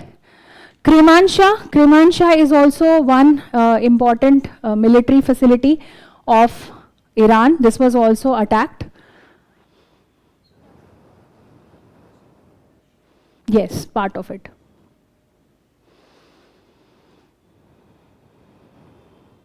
Southern Russia, okay. The major cities, that was just for the map purpose, you can see the major facilities. Natanz, Fordow and Isfahan, these are the 3 nuclear facilities. And Iran ports, this is the Bandar Abbas port, you can see this is the Bandar Abbas port, which is right at, which location is this? Strait of Hormuz, okay. So Strait of Hormuz, may you see this tip here, this is your Oman. This is your Oman, okay, and that is Bandar Abbas, okay.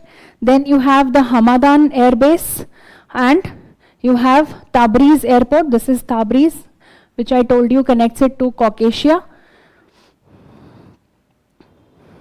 okay, and Persian military installations. Persian is also one place.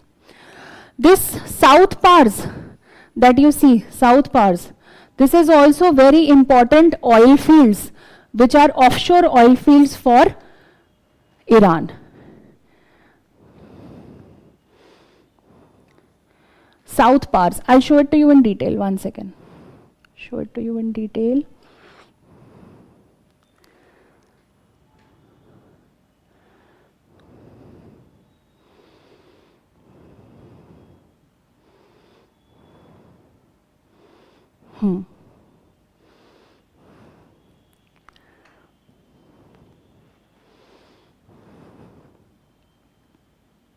See, this is Iran.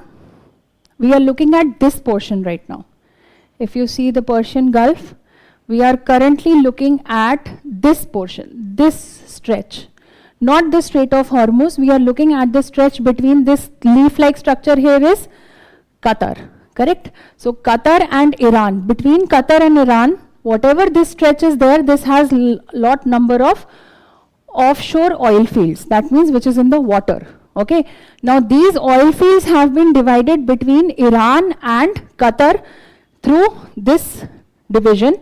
The fields on the side of Iran are known as South Pars field, and the fields which are on the side of Qatar, they are known as North fields.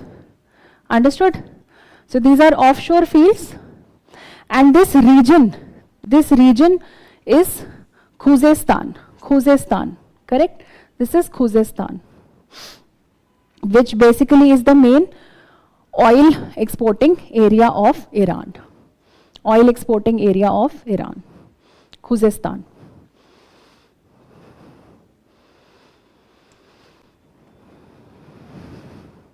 You will obviously first go may not remember it, but once you just understand what it is like, once you keep revising it again and again, you will be able to retain it better. All right. Just divide it into different parts and revise one part every day. Don't try to do everything in one go.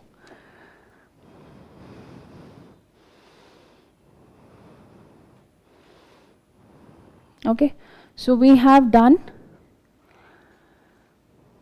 the important places in Iran which were under attack. Okay, there is gas fields in Bushehr.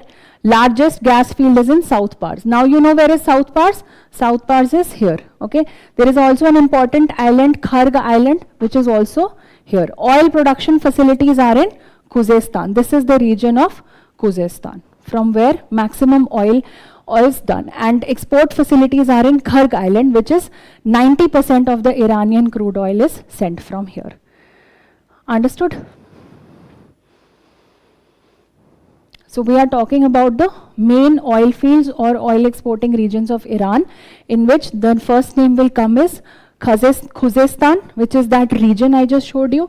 Then you have the Kharg Island, which is very close to it, and South Pars. This is the offshore oil field, which is sharing with Qatar. Which it is sharing with Qatar. North side is with Qatar. Clear? Okay, let's try to answer this question.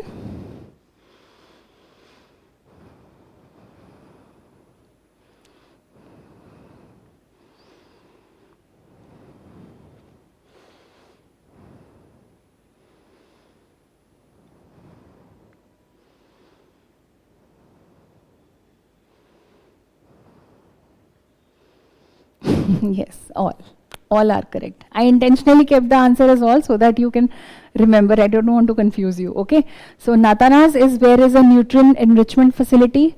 Fordro is also a nuclear site. Isfahan also. Bushehr is also a nuclear power plant plus a gas energy hub also, and Bandar Abbas is a strategic port near Strait of Hormuz. Clear? These are the important places in Iran which were attacked recently by the US. Okay. Iran also, of course, is kind of leading a proxy war against different countries through different rebel groups. Okay, which is why we should know what are the different rebel groups in different countries through which Iran, basically encourages them. What are those? For example, in Lebanon you have Hezbollah. In Yemen you have the Houthis, right, which have captured the capital of Yemen, that is Sana'a. Then Iraq, again you have Kataib Hezbollah. Again, Iraq is also Hezbollah. Palestine, we know, is Hamas. Okay, and Syria, again, pro-Iran militias. You can talk about ISIS groups also, or you can talk about them. And then Afghanistan and Pakistan. So main names that you have to remember is Hezbollah, Lebanon, Yemen, Houthis, and Palestine, Hamas. These are the main proxy, you can say, groups which are supported by Iran across the world. Is this clear? All right. Okay, so what have we done? We have done now this portion. Iran also we have done. Now we are going to focus a little bit on this belt, which is Saudi Arabia, Kuwait, Qatar, Bahrain, etc., or Yemen and Oman. All right. So let's start. First, we have done this. How many countries have a coastline along the Persian Gulf? Iraq is there. Yes or no?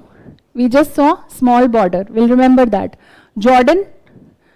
No. Jordan तो ऊपर था, Mediterranean के उस side. ठीक है. Qatar? Leaf. Qatar is leaf. ठीक है. Oman? Yes, of course. Yemen? Yes. No. Yemen? No. Yemen is on the other side, on the western side. So Yemen, no. And Bahrain? Yes, that's the island nation. Okay, clear? So let's go to first UAE. We are talking about this region. So we'll first talk about UAE. UAE is a United Arab Emirates, which is like a combination of 7 Emirates of UAE. So Abu Dhabi, Dubai, Sharjah, thanks to cricket, we all know these names, correct? And some of the other ones, Ajman, which is the smallest region. Then Al Quwain, Fujairah and Ras Al Khaimah. ठीक है? These are the 7 Emirates of UAE.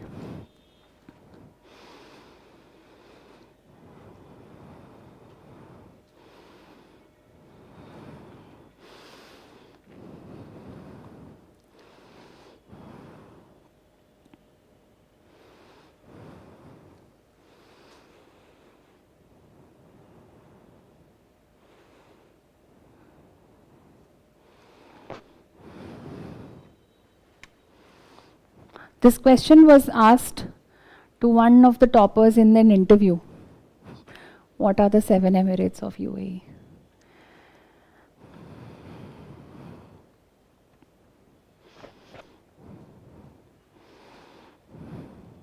Done? Okay, let's proceed. Now UAE has some very interesting case study also, because ek to we know that the tip of UAE has Oman, which opens into the Strait of Hormuz, correct?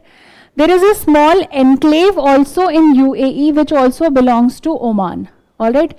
That is Madha enclave.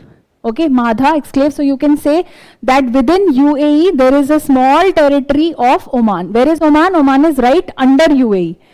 इधर जो actual map है, takes a while to load. It's actually the PPT is very heavy. ये है UAE and उसके just under Oman है, ठीक है? So there is a territory or an exclave of Oman which is located within UAE. So where is that?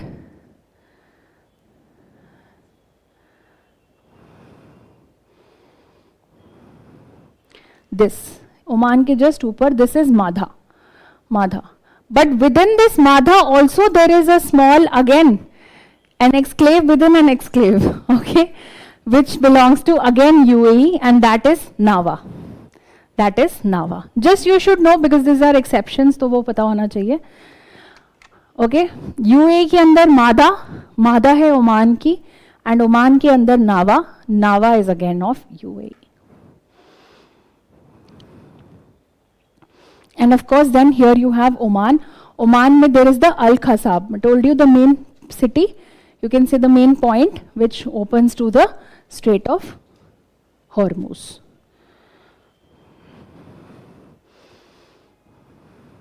What is the name of this peninsula? ये peninsula का नाम क्या था? पीछे देख के बताओ. I told you right at the start of the lecture. That's how you have to actively recall and you'll remember it better. No, Sinai Peninsula तो वो triangular वाला peninsula है Red Sea का, which opens into Suez and Gulf of Aqaba.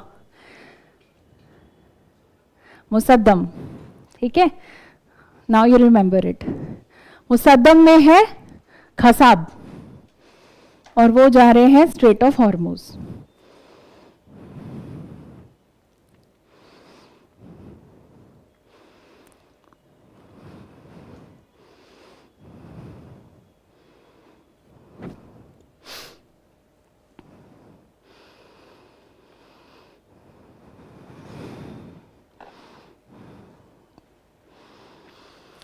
Does the Tropic of Cancer pass through UAE? No. ये याद कर लो. UAE के साथ Tropic of Cancer does not. Tropic of Cancer is what degrees? It's at 23.5 degree north. And UAE actually है till 22.5 degree north. This is one confusion point which usually students have. So Tropic of Cancer actually does not pass through UAE. It passes through Oman, yes, क्योंकि उसके नीचे obviously Oman ही है, and India we know, correct? But not through UAE. All right, Tropic of Cancer. Map में बहुत पास है, इसलिए I'm telling you कि ये याद रखना. ठीक है, मैप में लगेगा देख के, but no.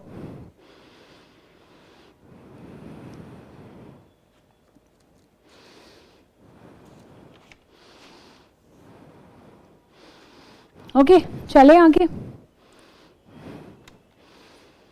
Okay.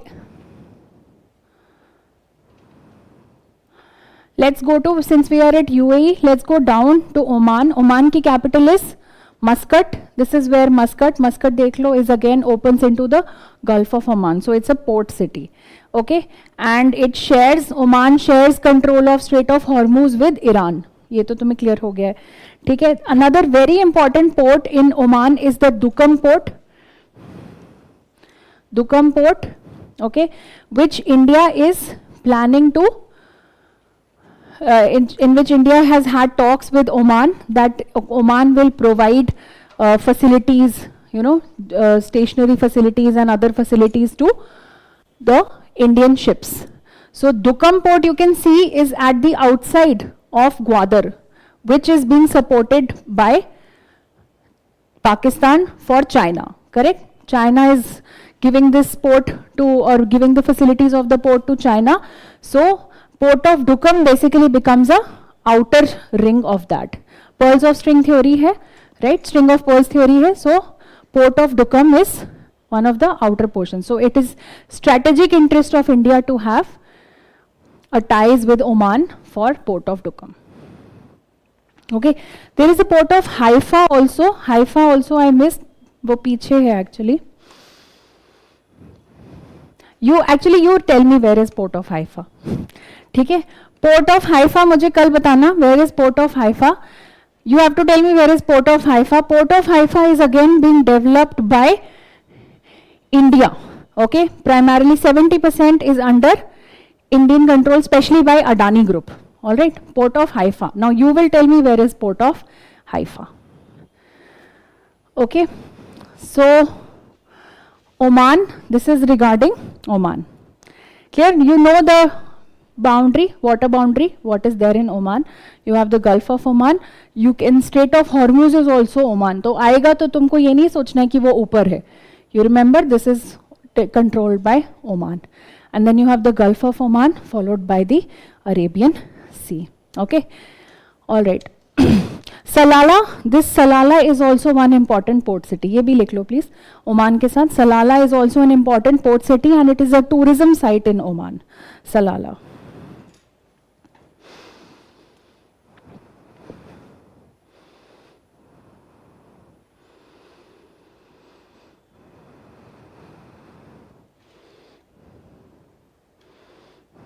Okay, next let's go to Yemen. Yemen we know is on the left side or towards the west of Oman, and its capital is Sana'a, which is controlled by the Houthis. Houthis we have discussed just now. Houthis.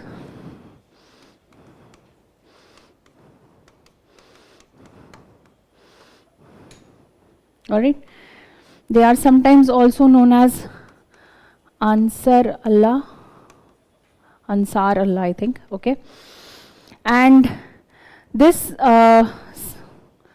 one of the most important cities here is Al-Hudaydah, which is a port and which is also very frequently attacked by Israel.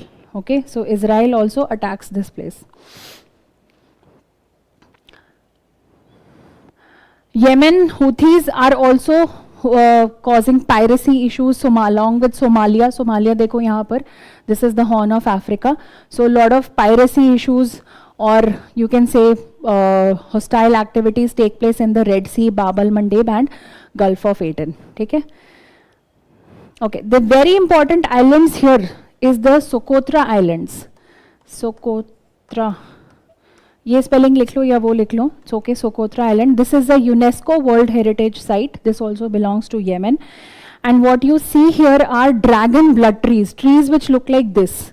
Okay, so they are known as dragon blood trees.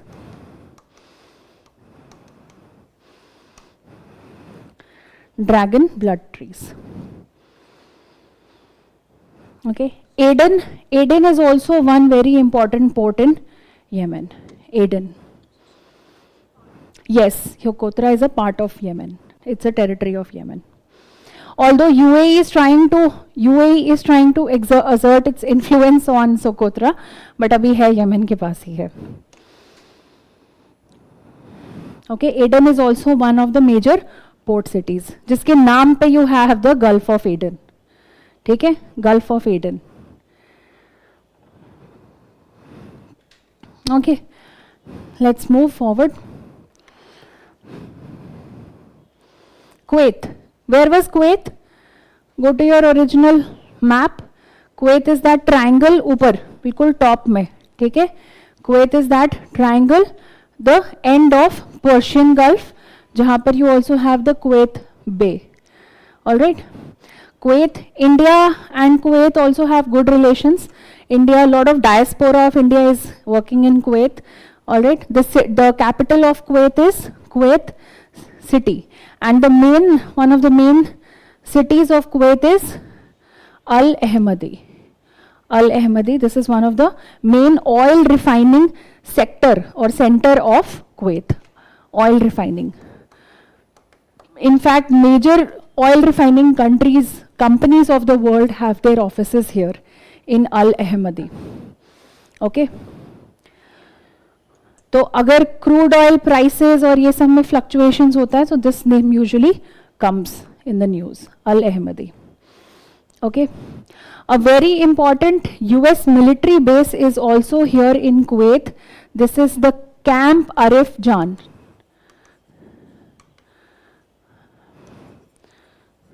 Camp Arif Jan. This is a US military base which is important for its CENTCOM operations.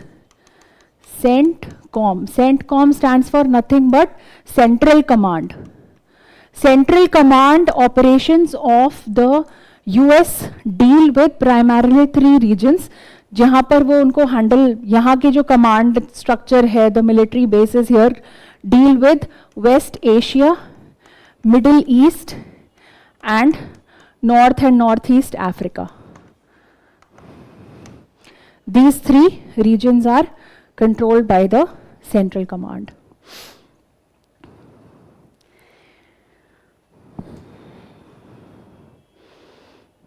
ठीक है, let's go next to Bahrain. Where is Bahrain? Bahrain is Bahar.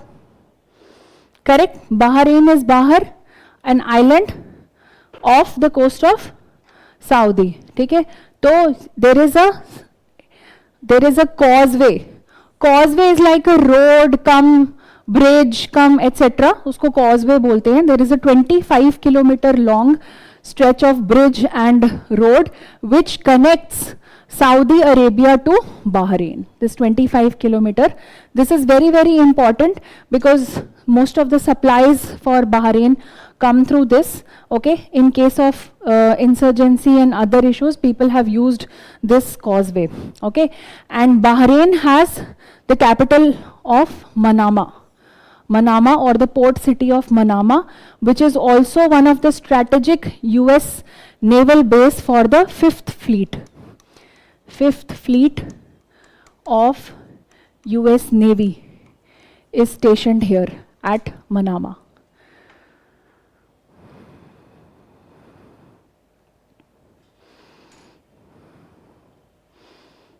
Okay, this causeway in Saudi Arabia, यहाँ पे तो Bahrain में आता है, in Saudi Arabia it links to a city called Al-Khobar. Al-Khobar. The name is King Fahd. King Fahd is the name of the king, Prince Crown King. So King Fahd Causeway.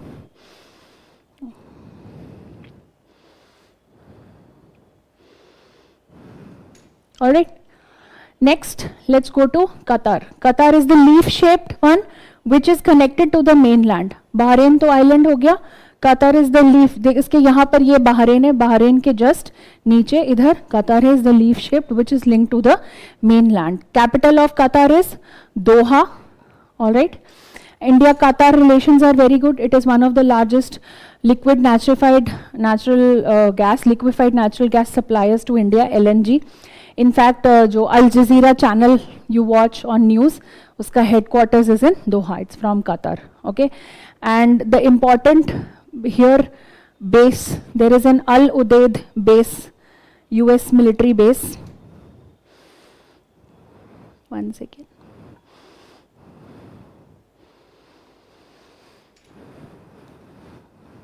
Al Udeid Air Base. Okay, US का, which is also here, which is why Iran also bombed Doha. Correct? Doha में भी bombing हुई थी. Basically, they wanted to target this Al Udeid Air Base. Okay, and remember the North Fields जो Qatar की थी, जो उसकी South Pars Field से match होती है. South Pars Field were of which country? Iran. उस side Iran था, right? This one. Qatar, North Field, South Pars Field, and then you have Iran. We are talking about this stretch. This stretch. ठीक है? ये leaf-like structure is Qatar, North Field, South Pars Field, and then you have Iran.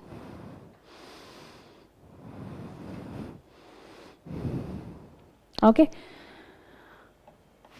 Again, this Qatar is the headquarters for US Central Command. CENTCOM जो है US का, उसका headquarters is Qatar.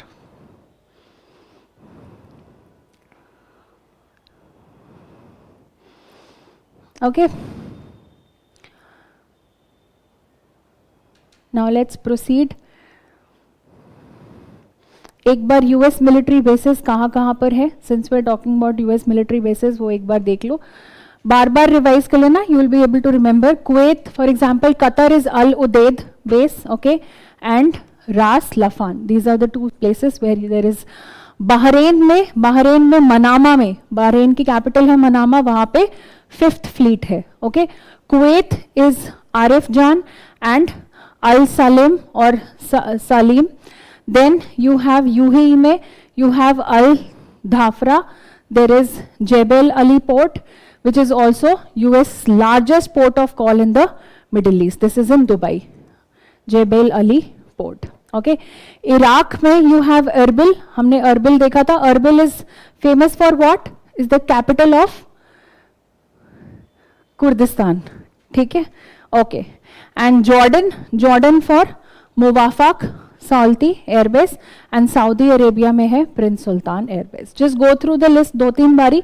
जो main names है विच distinguish, जिनको देख के पता चल रहा है they are different, just try to remember them. Okay, it will require a little bit of time and investment, but this is a high probability area.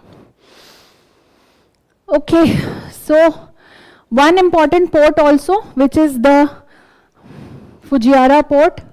Fujairah port. Fujairah port is here. This is Fujairah port.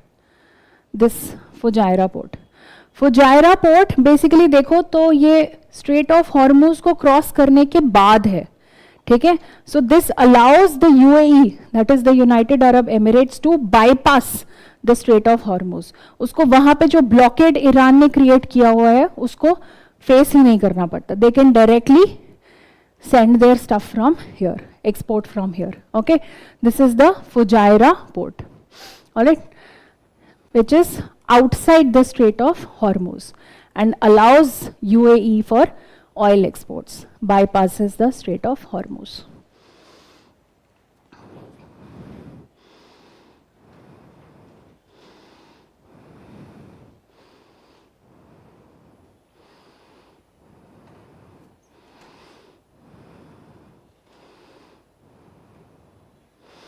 Look at this question, answer this.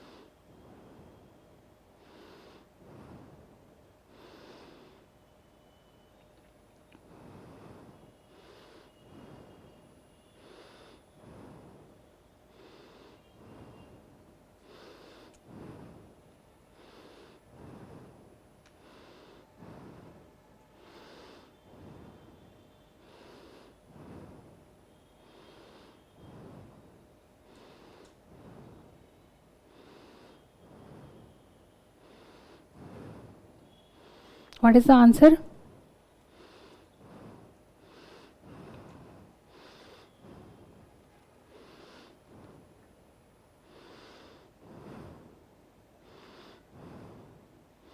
Yeah, it is the region along the Eastern Mediterranean. So you have here Jordan, Syria, Lebanon, West Bank, Israel, Gaza, and this portion including Cyprus. This is your Levant. Okay, this is the Levant region. Options given were North African, Egypt to Morocco, that's not correct. Persian Gulf to Horn of Africa, no. And entire coastal areas of Mediterranean Sea, that's also not correct. Okay. All right, just one correction, the Tropic of Cancer actually passes through the UAE, okay, just make that correction. Tropic of Cancer passes through UAE, in fact passes through Abu Dhabi, it passes through Oman also, but just the northern tip of Oman, okay, just one correction. All right, now we are moving towards the Western or Eastern Asia. We have covered the complete Western Asia, we have covered Middle East also. Now we are going to cover the Stan countries. What are the Stan countries? which have the word Stan at the end of their names. So you have Kazakhstan, Uzbekistan, Turkmenistan, Kyrgyzstan and Tajikistan. These are the Stan countries. So just remember it like this. If you want to remember these Stan countries, just know that Kazakhstan is the biggest of them all. Kazakhstan is the biggest of them all. Here, under this you have a longer, you can say this is a bigger one. This is Uzbekistan. Under Uzbekistan, you have the Turkmenistan, and on the right you have Kyrgyzstan, and then you can draw the Tajikistan. These are your main Central Asian Stan countries. Okay, Kazakhstan, Uzbekistan, Turkmenistan. On the right you have Kyrgyzstan, Tajikistan, and towards the right of this, okay, so basically this is your Kyrgyzstan tak to you can see there is China, Tajikistan also. Under this you have the TAP countries, which is, now you tell me which one is it? Yeah, this is Turkmenistan, Afghanistan and Pakistan. So this is Turkmenistan, Afghanistan and Pakistan. Alright, so how many Stan countries are there? 1, 2, 3, 4, 5, 6 and 7. Afghanistan and Pakistan. Understood? So the main, which is the largest country, Kazakhstan, which is the largest landlocked country also in Asia.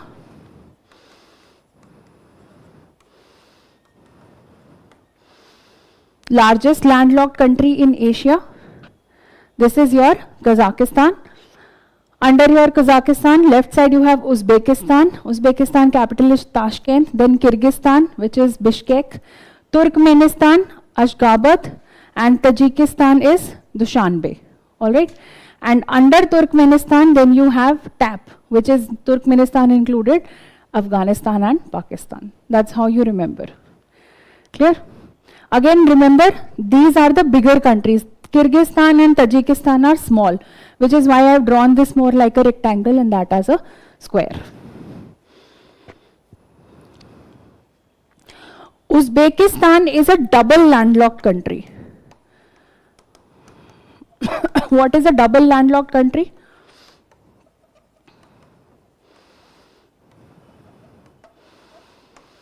Double landlocked country. Double landlocked country is a country which in turn is also surrounded by countries that are landlocked. Okay? तो वो तो है ही landlocked, उसके neighbors भी landlocked है. Alright? So that is a double landlocked country. How many double landlocked countries are there in the world? 2. One is Uzbekistan, the other is? It's in Europe. Write down, you have to find out. L से नाम है. Hint. No, it's not Luxembourg. चलो देख के आना map पे, ठीक है? And see the neighboring countries also. Okay, so just write down a brief about these important the regions in these countries. I'll just quickly dictate it and then we'll proceed to the other part. Okay. So this जो Stan countries है, ये जो तुम्हारी Stan belt है, this is famous as the Silk Route countries. Okay, this is where the Silk Route was. So Kazakhstan की capital is Astana. Okay, and Almaty was earlier the capital of this. Almaty, A-L-M-A-T-Y, Almaty. Okay, this is the largest landlocked country in Asia and it is uranium rich.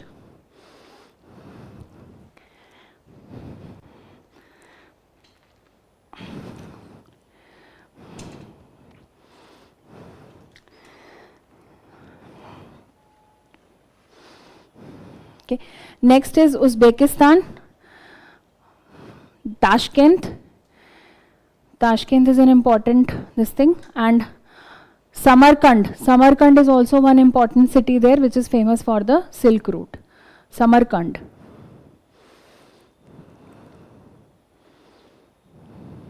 Okay. Uzbekistan is the two rivers of Amu Darya and Sar Darya. Sirdarya. Amudarya and Sirdarya also flow through it, which basically earlier used to feed the Aral Sea. So Aral Sea is also at the border. Okay. Then Turkmenistan. Turkmenistan capital is Ashgabat. We'll open this map. Ashgabat. Okay. Amudarya and Sirdarya. AMU and SYR. Amudarya and Sirdarya. Turkmenistan. This has the Karakum Desert. Karakum Desert. Okay, Turkmenistan is also famous for the door to hell. There is a Darwaza gas crater, which is like a gas crater which is consistently burning since years because of the presence of gas. All right. So this is that's why it's known as the door to hell. Darwaza gas crater. Turkmenistan. Then you have Kyrgyzstan. Kyrgyzstan is a mountainous region. Here, because you've come to this right, now you are entering almost Central Asia, जहाँ पे तुम्हारा Pamir Knot है. Okay. So Kyrgyzstan is again, the capital is Bishkek, and it is a mountainous country which has the Tian Shan Mountains. Tian Shan Mountains. Tienshan. Tian Shan Mountains. Okay. And finally, last is Tajikistan. Tajikistan, Dushanbe is the capital, and this is almost the region from where the Pamir Knot. Pamir Knot is where from which different mountain ranges emerge, Himalayas, Tian Shan, right? So this is known as the roof of the world. Roof of the world.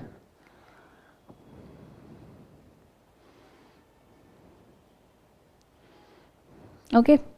A very important corridor. Now just below Tajikistan you can see, wait, let me zoom it a bit. Okay. This is Tajikistan. This is the boundary. Okay. And there is a very narrow corridor like this. Correct? Here this is Pakistan. This is Afghanistan, and this is Tajikistan. So Afghanistan has a very narrow boundary between Tajikistan and Pakistan. This narrow boundary is known as the Wakhan corridor. Wakhan corridor.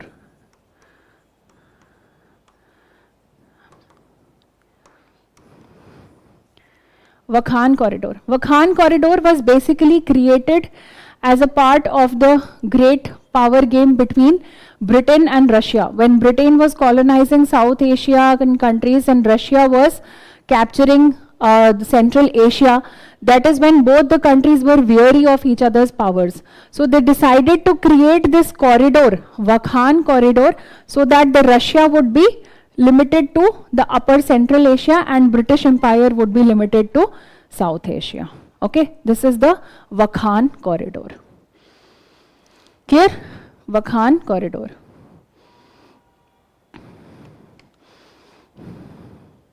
Okay.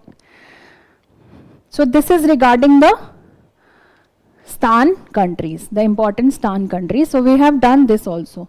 Now let's take a look at the major important countries which we already know of Asia. Russia. Let's see Russia. What is the capital of Russia? It's Moscow. Correct? Here this is Moscow. Correct? And some of the important cities of Russia include St. Petersburg. Then you have the Crimean Peninsula or Crimea, which basically links it to the Ukraine. Right? This mag is actually way too big.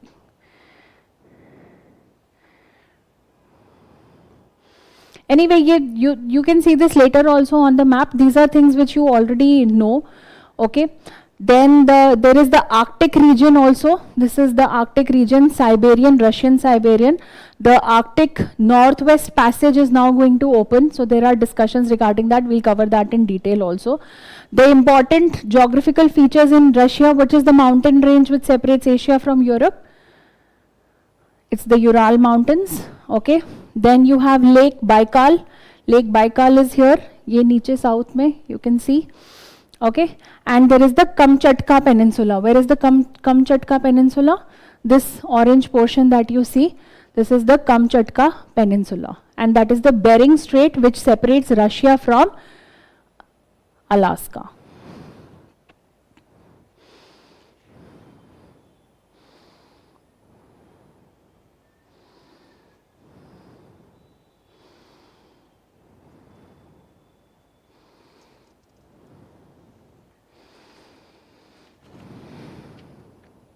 Okay. Next, China. China capital is Beijing. China is always in news. So you know the Taklamakan Desert, which is the largest desert in China and the second largest in the world. All right. You have Kunlun Shan, Tian Shan. These are the mountain ranges that are in China. China, Russia, these major countries you can see on your own also in detail later. All right. Philippines was also very much in news because recently India and Philippines elevated their bilateral relationship through strategic partnership. In fact, just 3-4 days back, India also elevated its relationship with Vietnam, which also has been almost finalized. Okay, so capital of Philippines is Manila, and you can see what are the water bodies near Philippines. There is the Philippine Sea. Philippine Sea is at the eastern side. There is the Celebes Sea, which is here in the south, Sulu Sea, which is also in the south, and then you have the South China Sea. Okay, so please एक बारी जो Philippines के जो neighboring seas हैं, just go through them in detail once you see the atlas. Okay, next, Bangladesh. Bangladesh's capital is Dhaka. So this was also in news because India revoked the transshipment facility for Bangladesh exports from India. All right, what are the important states that form a boundary with Bangladesh? You have West Bengal, Assam in the north. This is important because usually people miss Assam. Assam also is there. Meghalaya, Tripura, Mizoram, and then you have Myanmar. India and Bangladesh share the 4th longest border between any two countries. Okay, the longest border being between US and Canada. Second one between? No, that's third. Kazakhstan and Russia. Okay, all right. Next, Afghanistan. I am going for these countries a bit in detail, thoda sa hastening up because we have rest of things to also cover, and then geography you can see on your own. All right. Kabul is often referred to as the gateway of Asia. You can see what are the neighboring countries of Afghanistan. UPSC asked 2 years back when there was a whole Taliban crisis in Afghanistan. Neighboring countries are, there is Pakistan in the south, Iran in the left, then you have Turkmenistan, Uzbekistan and Tajikistan to the right. All right, and India and China to the northeast. India de facto तो नहीं है, but ठीक है, we on paper we will say India is the neighboring country. ठीक है, all right. Next, Sri Lanka. Sri Lanka is also very much in news. The Prime Minister of India was recently awarded with the highest civilian award in Sri Lanka, which is the Mitra Vibhushan. Okay, the important places of Sri Lanka which are in news. So this is the Park Strait. You know there is the Park Strait which separates India and Gulf of Mannar. This is the Mannar Island and this is the Adams Bridge. This is Dhanush Kodi, which is an extension from Rameshwaram, which is a pilgrimage site in India. And Dhanush Kodi has been recently identified as one of the flamingo sites.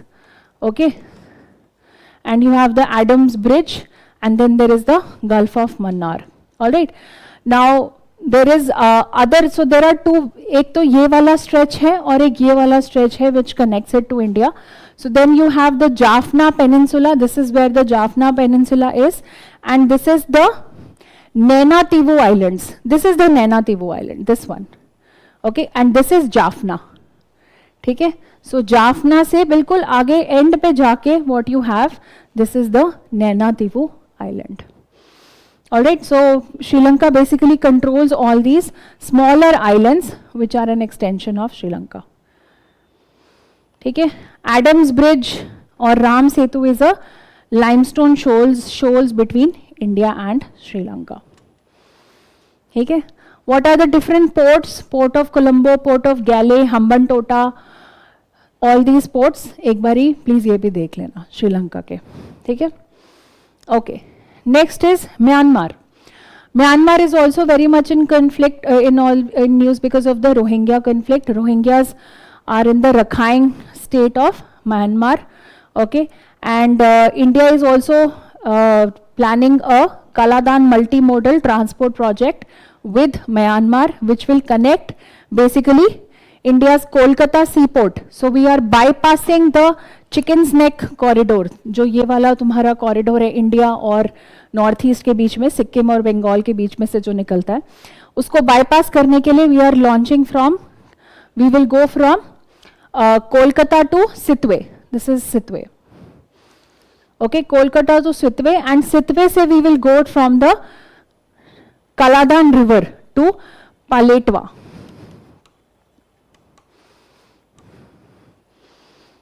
Okay, this is the Kaladan multimodal project. Alright, the idea is to bypass.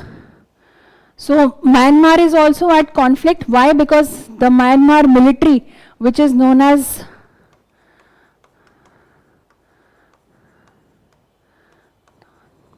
Tatmadaw, which is the Myanmar army, this is in conflict with People's Defense Forces, PDF. Okay, Aung San Suu Kyi was one of the major leaders of this. So there are small rebel organizations within Myanmar which are long fighting for the independence or democracy in Myanmar. Okay, this Kachin state that you see here, this is famous for gems and jade, these kind of jewelry. So minerals, natural gas is again found here in the Rakhine state. Kachin, Shan, these states are again famous for minerals. तो एक बारी just go through this infographic also again in detail. एक बारी इसको देख लेना, ठीक है? Just for your knowledge. All right, and we also have a trilateral highway with India, Myanmar, and Thailand trilateral highway. So go through the route of that as well. Okay. India-Myanmar economic relations. This is the trilateral highway. एक बारी ये भी अच्छे से देख लेना, and the economic relations between India and Myanmar. Just briefly go through it. All right.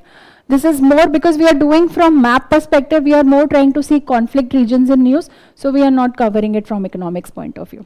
Okay. Now let's start with the continent of Africa. Let's start with Africa. The other smaller portions of Asia like Southeast Asia, islands, that we will cover towards the end, where there are other islands etc. in news is given, we will cover it towards the end. Abhi we'll, जो major है हमने वो cover कर लिया है. Let's start with Africa. Africa has about 54 countries, with the largest country being Algeria in size, the smallest country being Seychelles. This is Seychelles. The most populous country is Nigeria.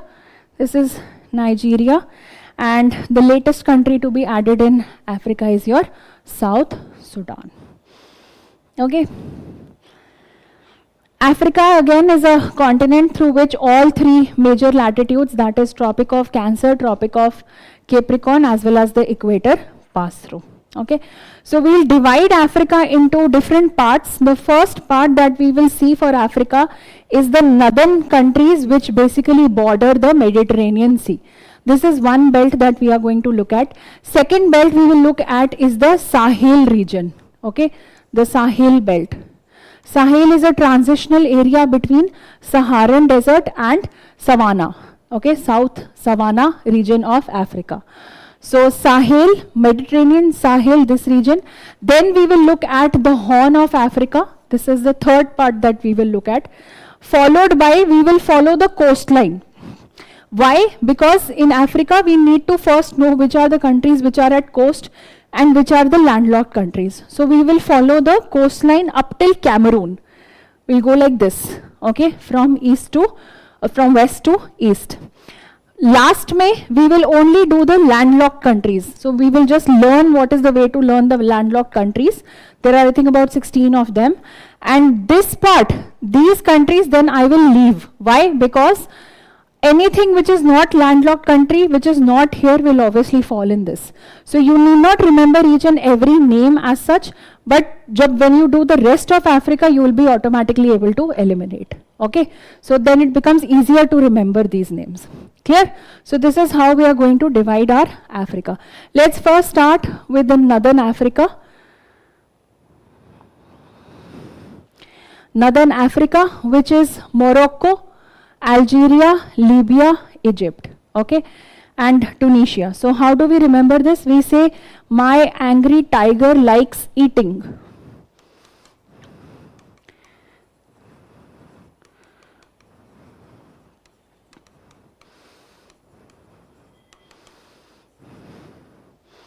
My angry tiger likes eating. And what is my? My is Morocco, Algeria, Tunisia, Libya and Egypt. Sinai Peninsula belongs to Egypt. ये रहा तुम्हारा Sinai Peninsula. देख लिया?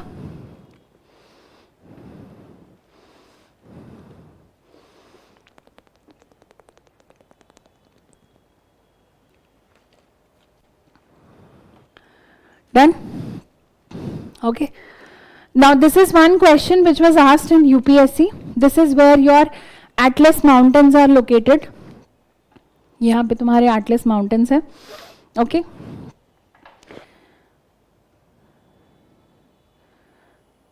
One second. Okay. Anyway, I'll dictate it to you. Okay. So Atlas Mountain is in. This is where Atlas Mountains are. You can see Algeria. ये रहे Atlas Mountains. So Atlas Mountains is in northwestern Africa. This is what UPSC asked, that which of the pairs is correct. Okay. Abyssinian Plateau. Where is this? Where is Abyssinian Plateau? This is actually where the Horn of Africa is. Okay, that is the Abyssinian. Guinea Highlands. Guinea Highlands are in South America. Okay, and Okavango Basin. This is South Africa, and Patagonia is in South America. Okay, once we do the entire region, you will be able to do it better. But just letting you know that the correct answer to this was Atlas Mountains in Northwest Africa. Okay, so let's start. First, let's start with Morocco. Morocco ki capital is Rabat. Rabat. One of the main cities, some of the main cities here is Casablanca, that you can see here, Casablanca. This is in fact the largest city and economic hub of Morocco, Casablanca. And then you have Marrakesh. Marrakesh is famous for Marrakesh Accords of UNFCCC, correct? And the city which connects it to the Strait of Gibraltar. What is Strait of Gibraltar? This is Gibraltar. Gibraltar is a city here in Spain. Okay, so this is a very narrow body of water which connects the Mediterranean Sea to the Atlantic Ocean. This is the Strait of Gibraltar. In fact, recently I saw it in news. Milind Soman has, I think, swum he's crossed the Strait of Gibraltar, if I'm not wrong. Okay, anyway, jo bhi hai. So Strait of Gibraltar links Mediterranean Sea with the Atlantic Ocean. Okay, and the city, Spain mein to Gibraltar hai, in Morocco. In the city in Morocco which connects to Strait of Gibraltar is Tangier. Okay, this is Strait of Gibraltar. Okay, there is one more port. It's not visible here, but this is the Agadir port. Agadir port. This opens to the Atlantic Ocean. Okay, so it doesn't. Agadir port of Morocco opens to the Atlantic Ocean, does not open to the Mediterranean region.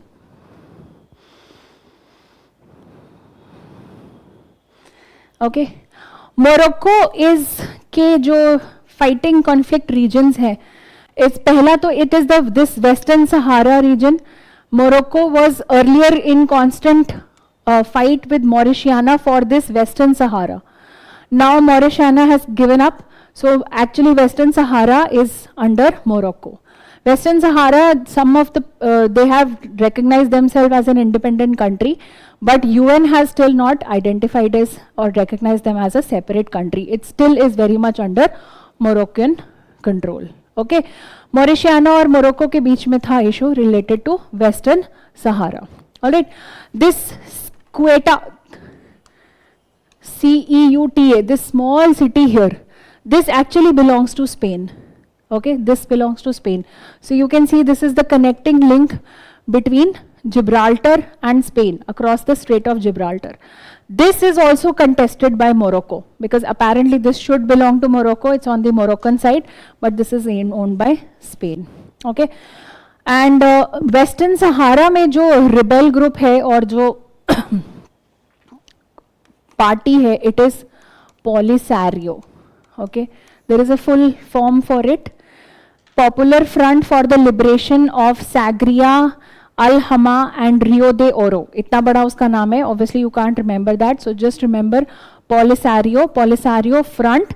This is primarily for Western Sahara, right? This is the group which was fighting for Western Sahara. Western Sahara has rich reserves of phosphates. Okay, it has rich reserves of phosphates and of course fisheries to hai. So this is the issue between Morocco and Mauritania. Ab to khair Mauritania has backed off, so it's with Morocco only. Clear? Next, let's see Algeria. Algeria की capital is Algiers. ठीक है? वो top में है. You can see the port city here. Algiers, okay, and some important Mediterranean port here is Oran. Oran is also an important Mediterranean port. Then you have Constantine. This is also a major site, tourism site also, and historic site also. Then in the south you have Tamanrasset. I hope I am pronouncing it right. Okay, this is basically called the gateway to Sahara. Gateway to Sahara.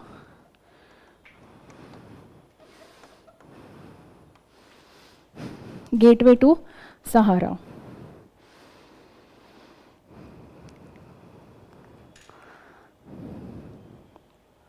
Okay.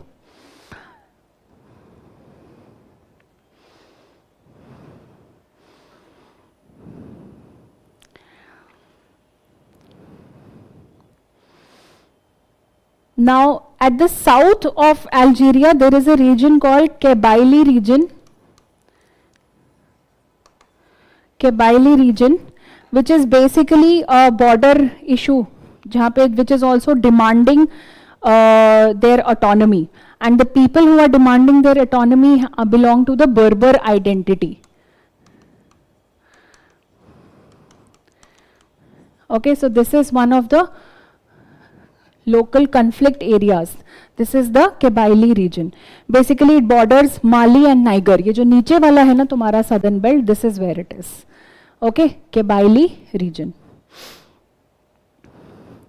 And then of course you can see there are the Agar mountains, the Atlas mountains. These are some of the important mountains in Algeria. ठीक है, clear? Can we proceed? Okay, next country that we go to, which one was it? My angry tiger. So let's go to Tunisia, tiger. Okay, Tunisia, the capital is Tunis. Where is it? Yeah, again a port city. Tunis. Sfax is also one of the major cities, and Gabes. तो इसी के जो bend है, that is why it is called the Gulf of Gabes. Okay, Sfax, Gabes and Gulf of Gabes.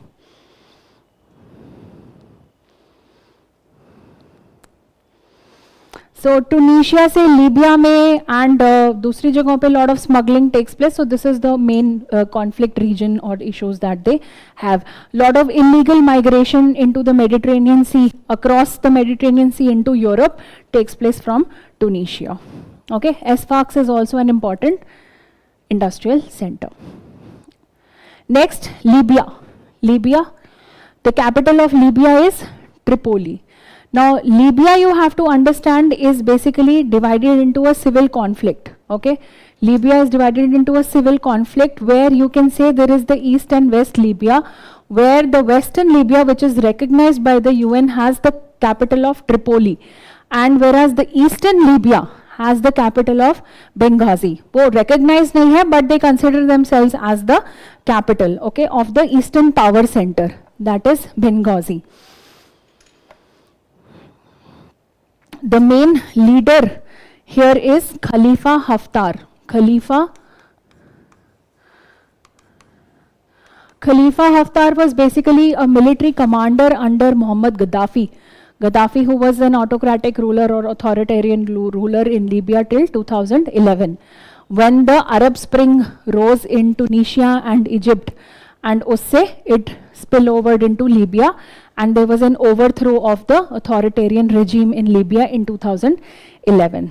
Okay, so Gaddafi was ousted, and NATO countries basically got together to remove that rule. Okay, so you have Tripoli and Benghazi. For first time in 10 years, recently, very recently, for the first time in 10 years, there has been a united budget for both these parts, you can say power centers. A united budget has been accepted for both these parts. Okay, first time in 10 years. So Libya is also major issue. Okay, some major Misraha. You can see Tripoli ke just niche on the southeast side there is Misraha, which is also a port city. Misraha. Okay, and there is the Derna. Derna was also here in the North Libya. There is this city. There is the city called Derna. Derna was in news because of a storm called Daniel. आज से 2 या 3 साल पहले, it led to massive rains, and these massive rains led to the bursting of dams. There was dam failure at 2 or 3 places, because of which massive floods took place in Libya, which has been never seen across northern Africa kabhi bhi. Okay, so because of which this was in news. So Derna is also one place which is in news, and the important, you can say, this is the Misra. All right.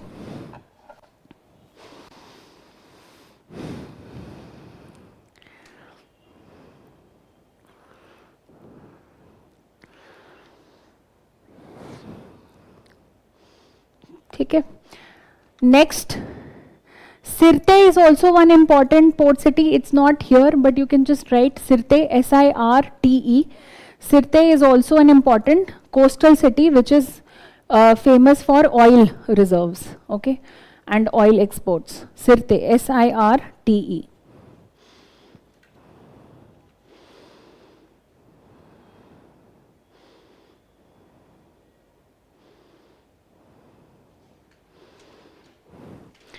And this southern portion of Libya is also known as Fezzan. Fezzan.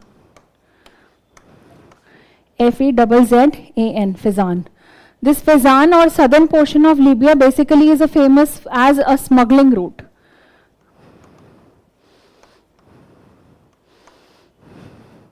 Fezzan.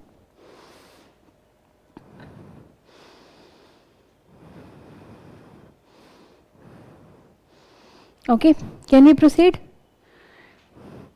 Next, my angry tiger likes eating. So now we are at Egypt. Egypt, very simple. Capital is Cairo. Giza is famous for pyramids. This is your Cairo. Egypt में से your Nile river passes, which makes the Nile delta. Alexandria is one of the famous historical cities. Port Said is where your Suez Canal opens up, correct? Port Said is where the Suez Canal opens up, which connects the Gulf of Aqaba, or the Red Sea basically, so not Gulf of Aqaba, Red Sea to the Mediterranean Sea. Okay, that is Suez Canal.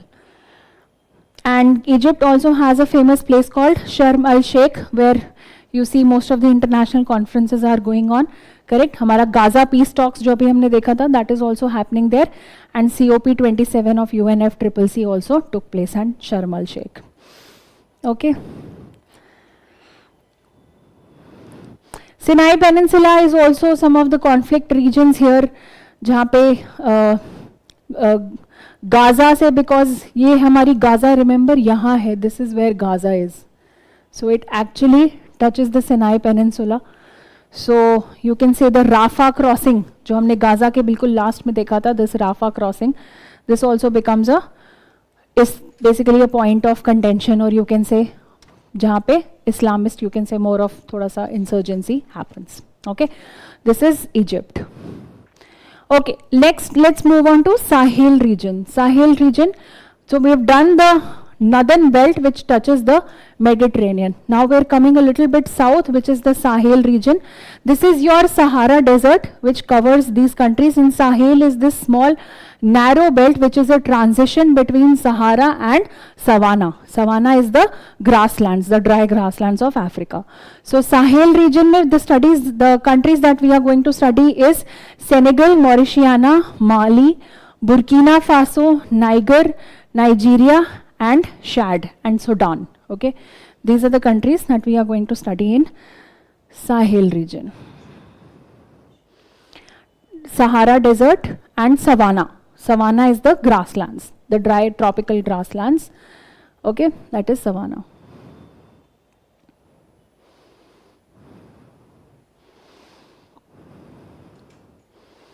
Okay, I'm again going to give you just 2, 4, 5 points for each of the countries, because obviously we have to see only the important places in news. Senegal, this is Senegal, the capital is Dakar, D-A-K-A-R. Alright, and an important port here is St. Louis.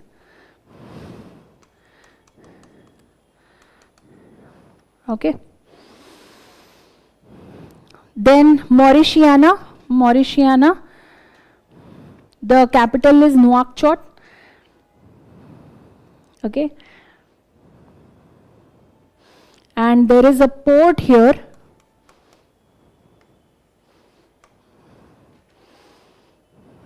RDH. This is a important port in Mauritania, which is connects to the Atlantic. Okay, which connects to the Atlantic. Then you have Mali. The capital is Bamako. This is Mali capital. All right, and the Tuareg in northern Mali. This is the Tuareg rebels are famous in the northern Mali. All right. Mali also has a very important place called Timbuktu.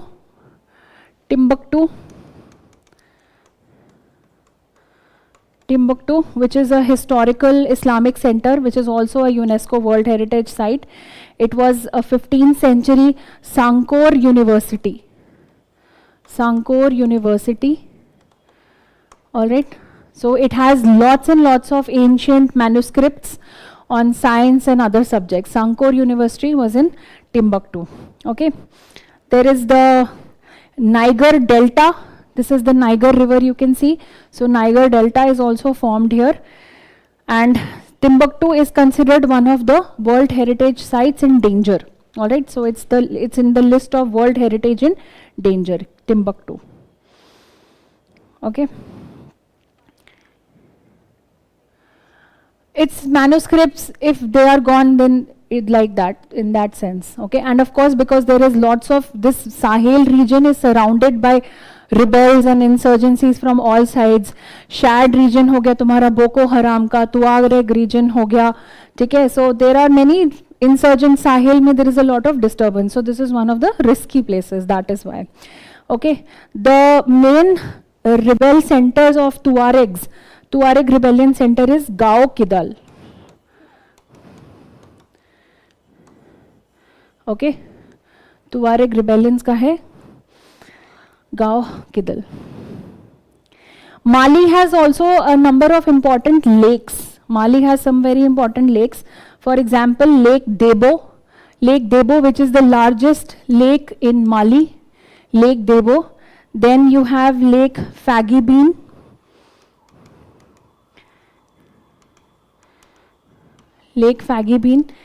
This is west of Timbuktu. This was in news because this is drying up. I think UPSC has also asked a question on this Lake Fagubin.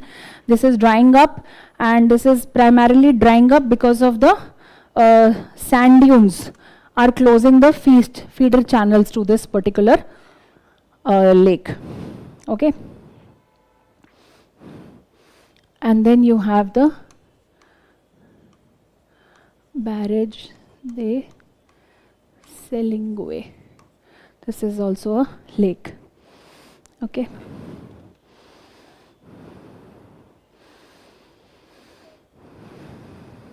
Okay. If you see Mali ke just niche you have the Burkina Faso border. Mali ke just niche you have the Burkina Faso border. So here between Burkina Faso and Mali, this is also one of the places where Al Qaeda is active. All right.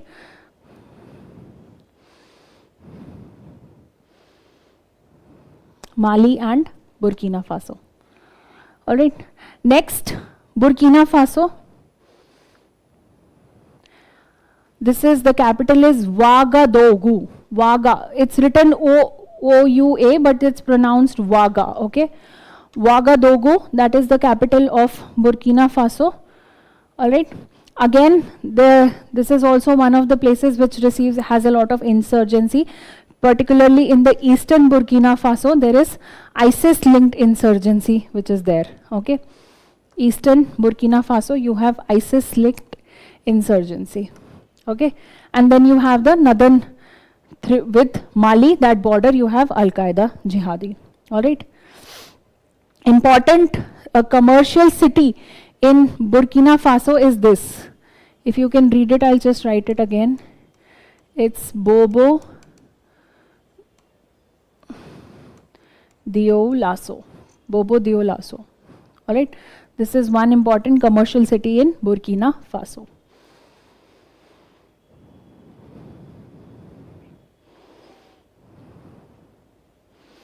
Next, we go to Niger. This is Niger. The capital of Niger is Niamey. Niamey.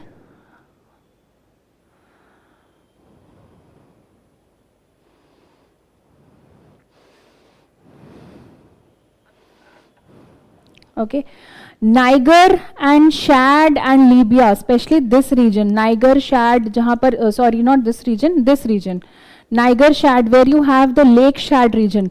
This is one of the prominent areas for Boko Haram rebellion group. Okay, Boko Haram. This is the Lake Chad wala area. This is one of the main places. Isi ke paas there is a place called Agadez, which is important point for smugglers.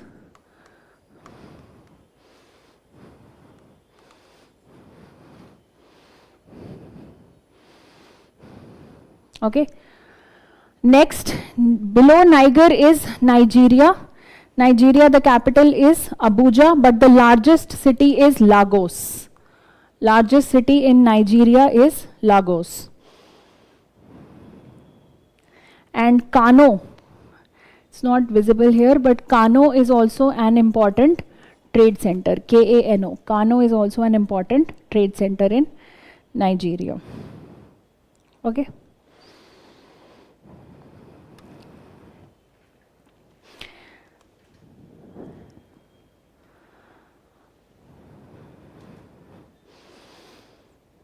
The Niger Delta, which is formed here, Niger Delta, this is an important place for oil militancy. Again, this is an important place for oil reserves and oil exports. So this is also where oil militancy is frequently seen. Okay. Next, we go to Chad. Chad, again, the capital is Abeche. The Lake Chad region, I've already told you, is related to Boko Haram. All right. Sudan, very, very important in terms of conflict regions, because Sudan, you have two kinds of forces, that is the Sudanese armed forces, which is SAF, Sudanese armed forces, versus your RSF, which is rapid support forces.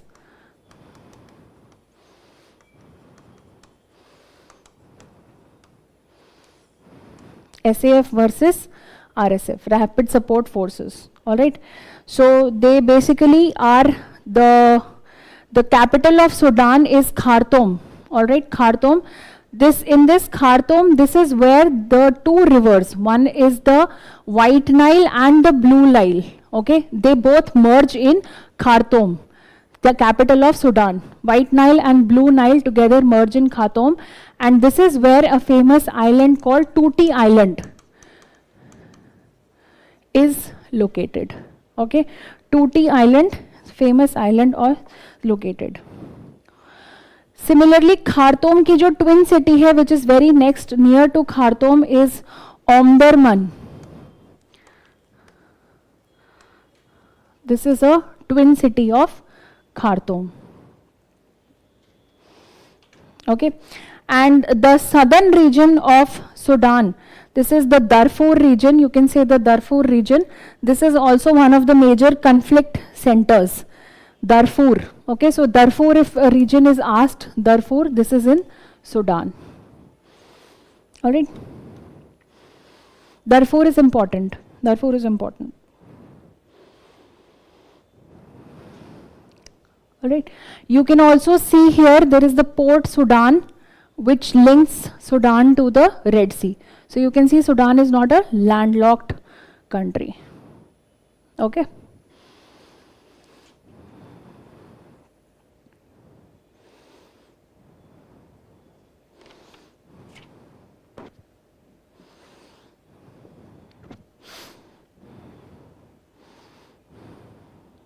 Okay, so what are the major insurgents groups which are active in Africa? Your Niger, Lake Chad, this region, this is where is Boko Haram. In Mali, Burkina Faso, this is where ISIS and Al-Qaeda is basically active here in Mali and Burkina Faso. There are the Tuareg rebels here, which are active in northern Mali, correct? And Mali, Niger, here at this border, again you have the ISIS Sahel, which is basically active. So these are the major conflict regions here in Sahel region of Africa. Okay?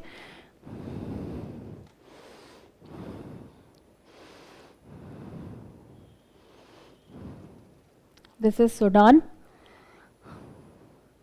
This is Khartoum. Look, this is the White Nile. The White Nile starts from Lake Victoria. This is the Blue Nile, right? Then you have Khartoum. Blue Nile starts from which lake?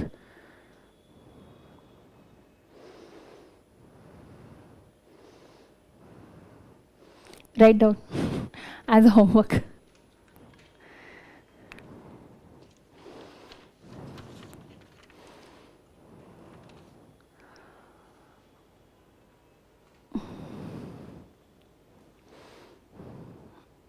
Okay, you can see this is the location of Sudan, right?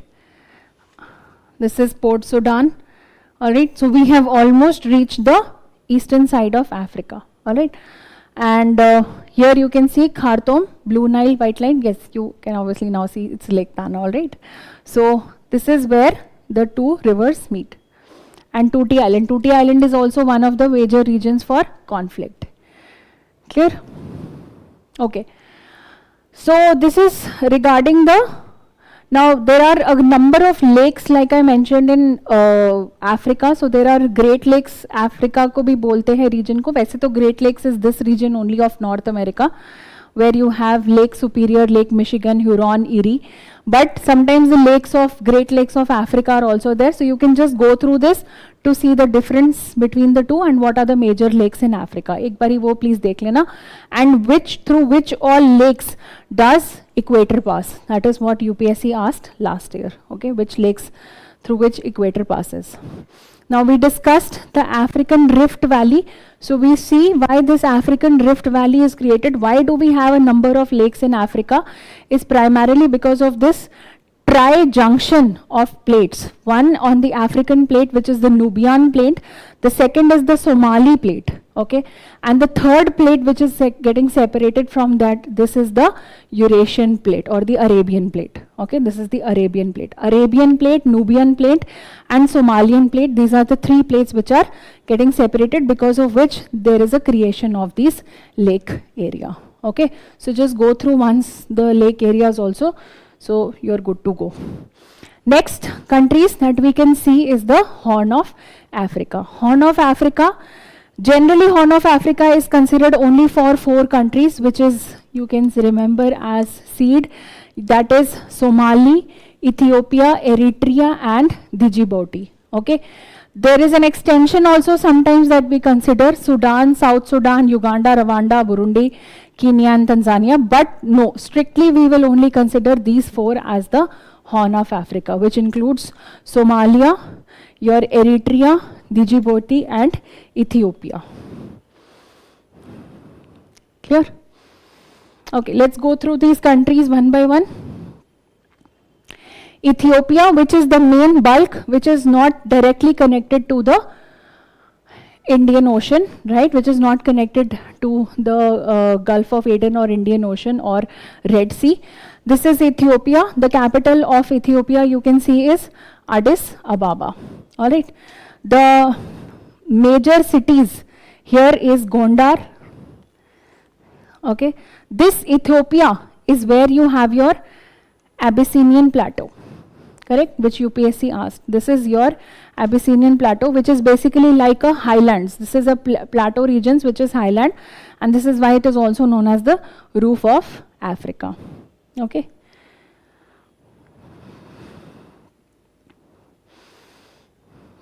Mekele, this is also one very important city of Ethiopia. This is a major city and this is also one of the major centers for politics. All right, Mekele.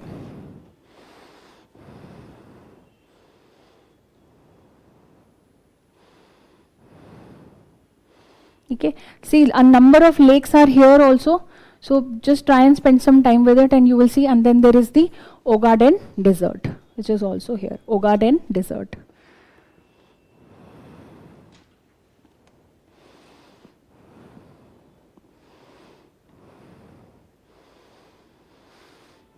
The Amhara region, this is the Amhara region, this is also important, which is also UPSC has asked in some of the options, I think. Amhara region, which is basically also one of the regions for conflicts.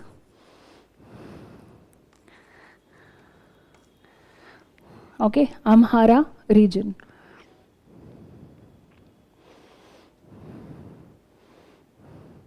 Gondar, Bahirdar, lake ताना के पास जो है Gondar बहिरदार, this is also famous. Afar depression, or this is also being created as a result of the tripartite split between the plates, Nubian, Somalian and Arabian plates. And this Afar region has the Yali Gubbi volcano, which recently erupted 3-4 months back, right, because of which there were huge plumes which reached up till India also, and which also disrupted the flights in India. Yali Gubbi, okay, Yali Gubbi. So this is where it was located, in Afar region.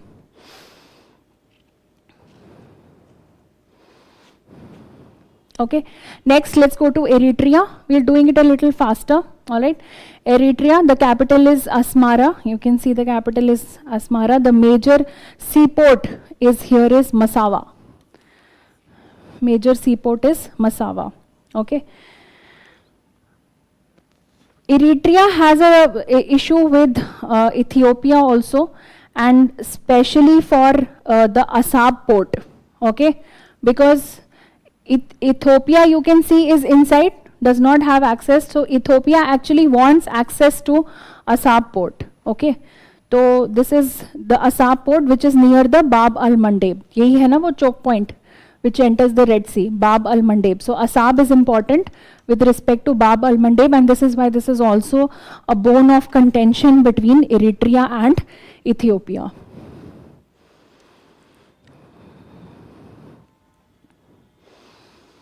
An important inland city here in Eritrea is Keren. Karen.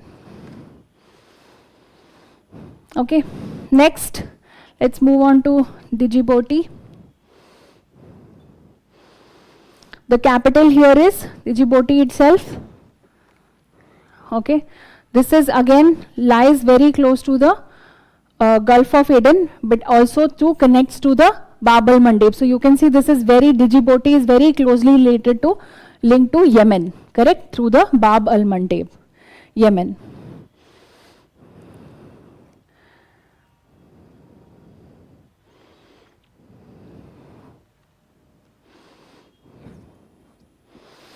A major city here is Ali Sabieh.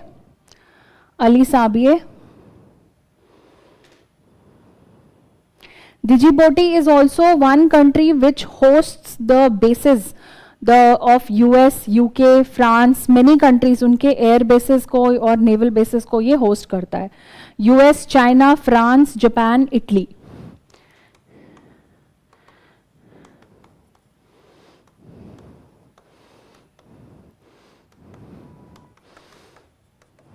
So this is one of the important countries. Okay, Ethiopia therefore depends heavily on Djibouti because Eritrea के साथ तो उसका issue है ही है, but it is still okay when it comes to relations with Djibouti. So Ethiopia depends heavily on Djibouti for trade because इसके through it accesses the ports. All right, next is Somalia. Somalia. Mogadishu, the capital of Somalia here is Mogadishu. The important cities are here Berbera. Berbera is important city. Bosaso, these are all port cities. Bosaso. A southern port city is Kismayo. This is also important because then this bypasses the Gulf of Aden wala route. Okay, so Kismayo is also an important southern port in Somalia. Garowe that you see here, this is also a Puntland administrative capital. This is also a internal, you can say, rebellion. Puntland's administrative capital. Okay, and Somalia mein there is a certain section of rebellion people who have declared Somaliland as a separate country. Somaliland as a separate country, which they have declared since 1991. But obviously it is not internationally recognized, Somaliland. Okay. Bosaso and ये वाला जो belt है तुम्हारा Bosaso, Garowe, this is the Puntland area. Okay. Mogadishu is also a conflict zone for Al-Shabaab group. Al-Shabaab group का एक वो है, that is Mogadishu.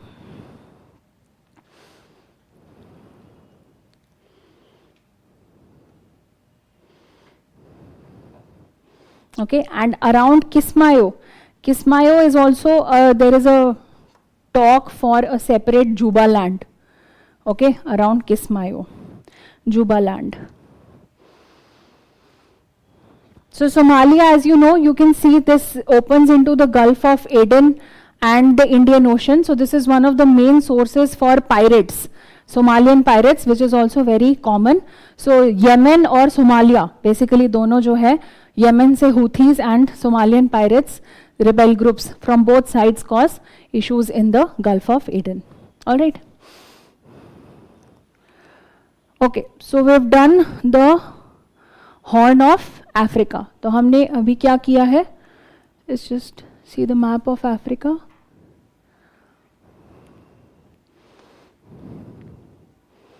Briefly, just 1 to 2 cities also, or the major portions, if you know, it's okay, fine. So this is, we have done this belt, we have done this belt also through the Sahel region. Now we have done the 4 countries of the Horn of Africa.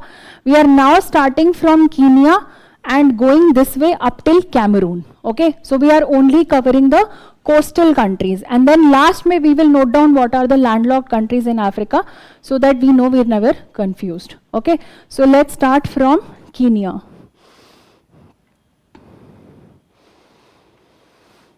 Okay, Kenya capital is Nairobi. Kenya ka capital is Nairobi. It happens to be the headquarters for UNEP. All right, the main important port here is Mombasa. You should know this. Mombasa in Kenya. Okay. And you also have the Lake Victoria. Lake Victoria basically is across which all countries? Lake Victoria, you can see Uganda, Kenya, Tanzania. Okay, Lake Victoria.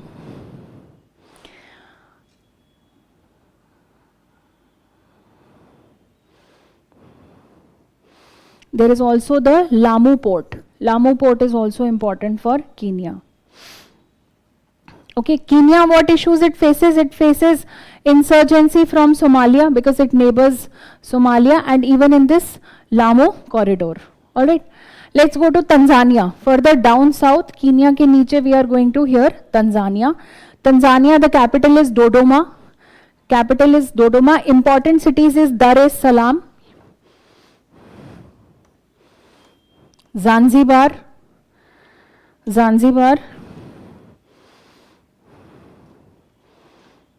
okay, and Mwanza. This is important. Mwanza, this is bordering the Lake Victoria. Mwanza. Zanzibar is basically an island. Okay, so what you see here, this island is Zanzibar. Tanzania के ऊपर है Kenya, Kenya के नीचे है Mozambique. So Kenya, Tanzania, Mozambique. Clear? Kenya, Tanzania and Mozambique. Kenya, Tanzania and Mozambique के border पे there is the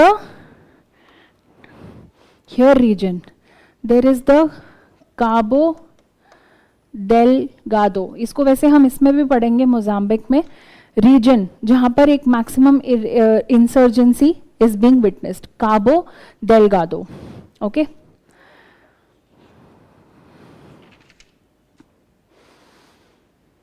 Cabo Delgado.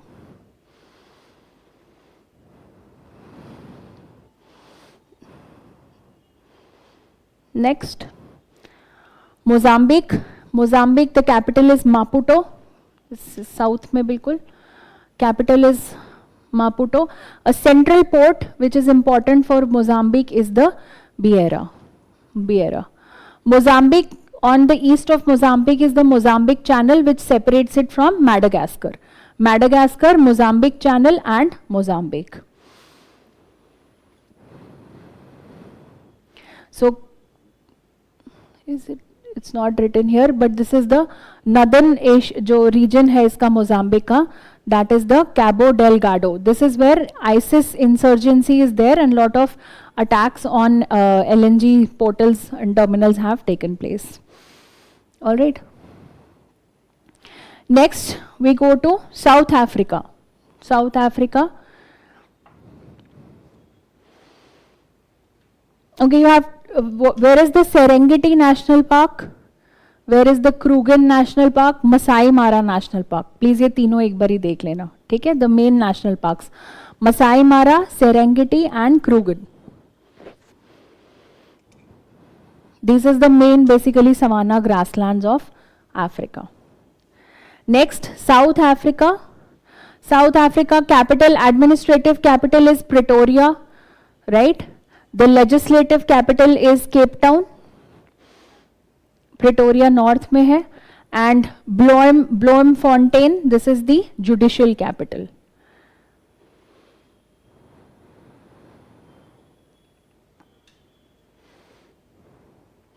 The southernmost point here you can see this is the Cape of Good Hope and that is the Cape Agulhas. Cape of Good Hope and Cape Agulhas.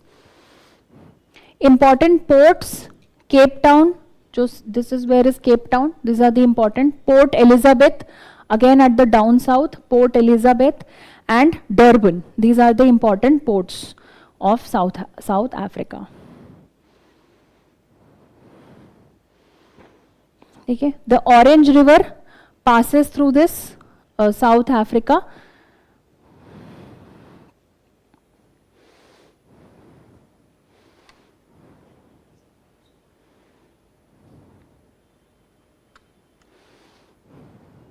Okay. Since we are talking about the capes, this is a list of different capes of the world.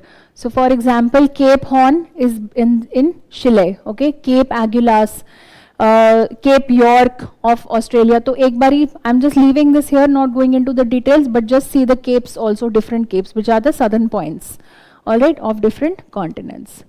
Next, we go up from South Africa, we go up to Namibia.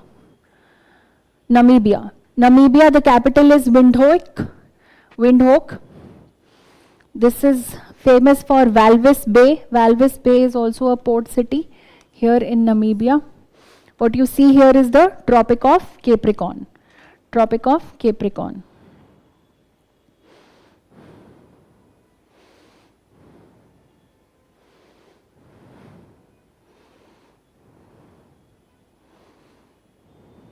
Okay. This Swakopmund, okay, this is one of the major coastal areas, and Namibia, you have the Namib Desert also, the name itself is telling you, and on the Namib Desert interior you have the Kalahari Desert. So Kalahari Desert, Namib Desert, here this is the Namib Desert, and then this is the coastal area. There is a coast here which is known as the Skeleton Coast. Skeleton Coast. Now why it is called the Skeleton Coast, you find out. Okay.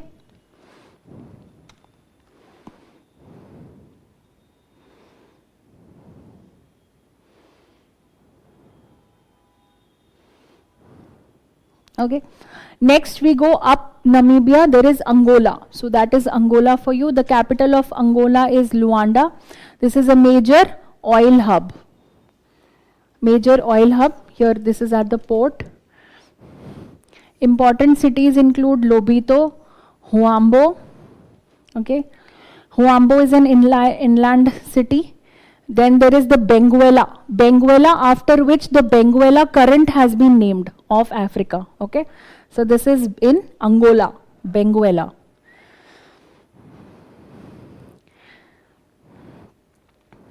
Lobito corridor. Basically there is a corridor. Lobito, ये एक corridor है, which you can see. Lobito actually places in Angola, but this Lobito corridor that you see passes through 3 countries. There is Angola, Democratic Republic of Congo, and Zambia. All right, this Lobito corridor.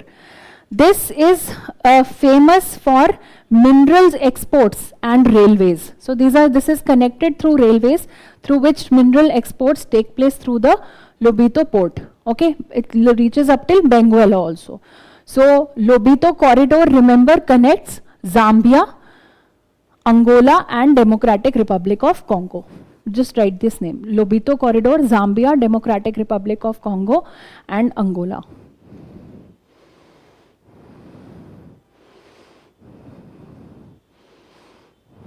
All right. Next, let's come to the Democratic Republic of Congo. Very important. Kinshasa is the capital. Kinshasa is the capital. Democratic Republic of Congo is one of the largest reserves of cobalt. It is a coltan belt, has gold, tin, tungsten, all the major minerals. Okay, so you can see the important lakes also here: Lake Kivu, Lake Tanganyika, Lake Mevru, Edward, Albert. ठीक है, तो please एक बारी I am again requesting, spend some time on the lakes of Africa. All right, this is also a mineral rich belt.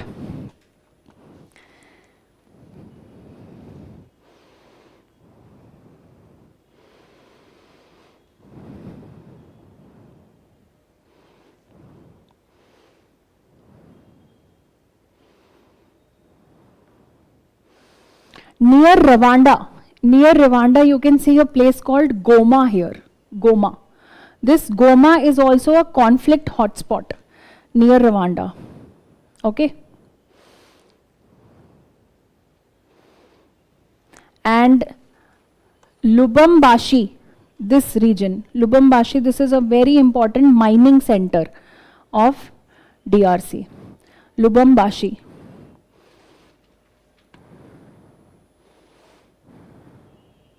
Okay. Democratic Republic of Congo also has a eastern side which is more unstable. ठीक है, इसका जो eastern half है, this is more unstable, and this is dominated by a group of rebels called the M23 rebels. Group of rebels called M23 rebels. M23 because on 23rd March 2009, right? This is when the conflict took place, and this is the basically between the National Congress for the Defense of the People. All right, and the main ethnic community that is fighting for this rebel group, that is the M23 rebel group, is the Tutsi ethnic community. So this is the Tutsi group.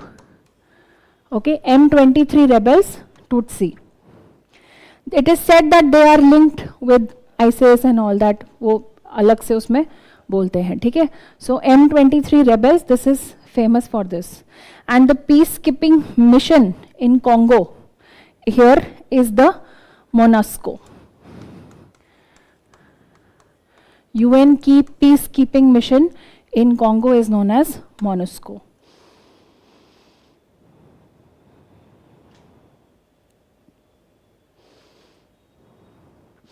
Democratic Republic of Congo basically accuses Rwanda. If you see, where is Rwanda? Here, Yera.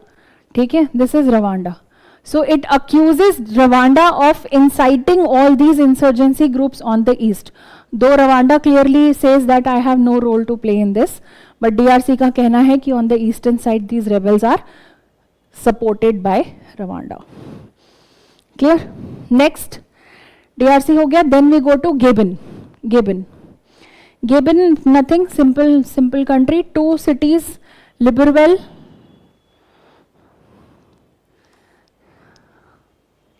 Okay, Libreville and Franceville. Franceville is not written here. एक और है Franceville. Okay, these are the two major cities here. Again, Franceville जो है inland है, and Yera. Here it is. Okay, and Libreville is coastal. Okay, this is where you have the Congo. तो ये पूरा Congo वाला belt है. तो अब हम we have come down from the savanna grasslands of Tanzania, Kenya. वहाँ से नीचे आके now we are in the Congo rainforest belt. So this is the equatorial rainforest bed. Okay, so then we next come to Equatorial Guinea. Equatorial Guinea, the name itself is telling you equatorial. So this is again famous for equatorial forests. The capital here is Malabo, which is here on an island, Malabo, and one of the main cities here is Bata. Equatorial Guinea.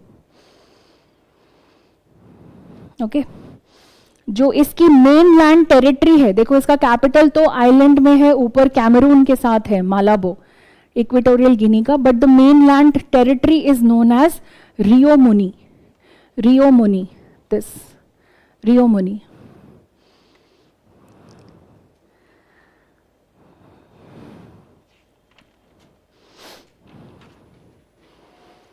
And finally, the last country we reach here is Cameroon. The capital is Yaoundé, okay, and Douala is the largest port city.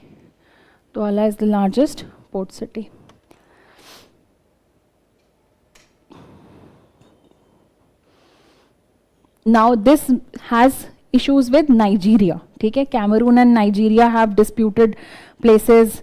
Bakassi Peninsula, this is Bakassi Peninsula. So this one drop here, this is the Bakassi Peninsula. Just see on the map, I am writing it here. एक बार देख लेना. It is the Bakassi Peninsula. Where is the Bakassi Peninsula? All right. It was earlier disputed with Nigeria, but now I think more or less the dispute is resolved. Okay, so what all we have done now in Africa? We have seen the upper first topmost northern place, which is the Mediterranean belt. We have seen the Sahel region also. It will take some time for you to remember it, but revise it this way only, so that if a question is on neighboring countries, you know that these are the ones which are next to Mediterranean. Mediterranean, Sahel region, Horn of Africa. Then we started from Kenya, Tanzania, Mozambique, South Africa, Namibia, Angola, right? Democratic Republic of Congo. Now make sure you, although ये आता बिल्कुल center में है, but there is a very small tip of DRC which actually reaches up to the Atlantic Ocean, which is why we have covered this also. Okay. Then you have Brazzaville, Gabon and Cameroon. Okay. Now Nigeria and all, Niger, all these countries we have done. So let's just take a look at what are the different landlocked countries. If you see these countries, we have currently given a skip because there are so many names and we are not trying to remember all of them. Senegal, Guinea, Sierra Leone, Liberia, Cote d'Ivoire, Ghana, Benin, then Nigeria we have done, Cameroon, Gabon ये. बस ये इतना सा एक belt है which you just do on your own. ठीक है, just read the names, that's more than enough. If you want to see the important place here, this is the Bight of Benin. ठीक है, Togo, Benin, Bight of Benin. Bight is like a small gulf, like a wider gulf, थोड़ा सा और deep अंदर जाके ऐसे area आता है. Bight is a more broader gulf, that is called a bight. So this is a Bight of Benin, and what you have here is the Bight of Bonny, which is near the Equatorial Guinea. ये दो names you should know. Alright, and then just see some of the important islands here in Bight of Bonny and Bight of Benin. If we want to look at the landlocked countries in Africa, this is the list of landlocked countries. There are 16, okay, out of 55. 16 countries in Africa are landlocked. Okay, so what are those? Mali, Burkina Faso, Niger, Chad, Central African Republic, South Sudan, Ethiopia. अभी पहले यहाँ तक हम इतना learn करेंगे. This belt. Okay, so again a mnemonic, the technique which I generally use. Mali tells you like it's a gardener. In Hindi, Mali is a gardener. So Mali is wearing a burqa. Fine. Mali is wearing a burqa. Burkina Faso, Niger. I could only think of tiger next to Niger because it sounds similar. Tiger or Niger is sitting on a car. Car is what? Central African Republic. Okay. And on the car you have written Chad and then South Sudan and Ethiopia. So this is how you can remember it. South Sudan, Ethiopia, Chad, car is Central African Republic, tiger is your Niger, Burkina Faso and Mali. ठीक है, ये इतना belt you have learned of landlocked countries. Second belt of landlocked countries is very simple, जो हम generally बोलते भी हैं, Uganda, Rwanda, Burundi. The three names are very rhymingly similar. So Uganda, Rwanda and Burundi. This is how we are going to remember it. Okay, URB, sorry. URB.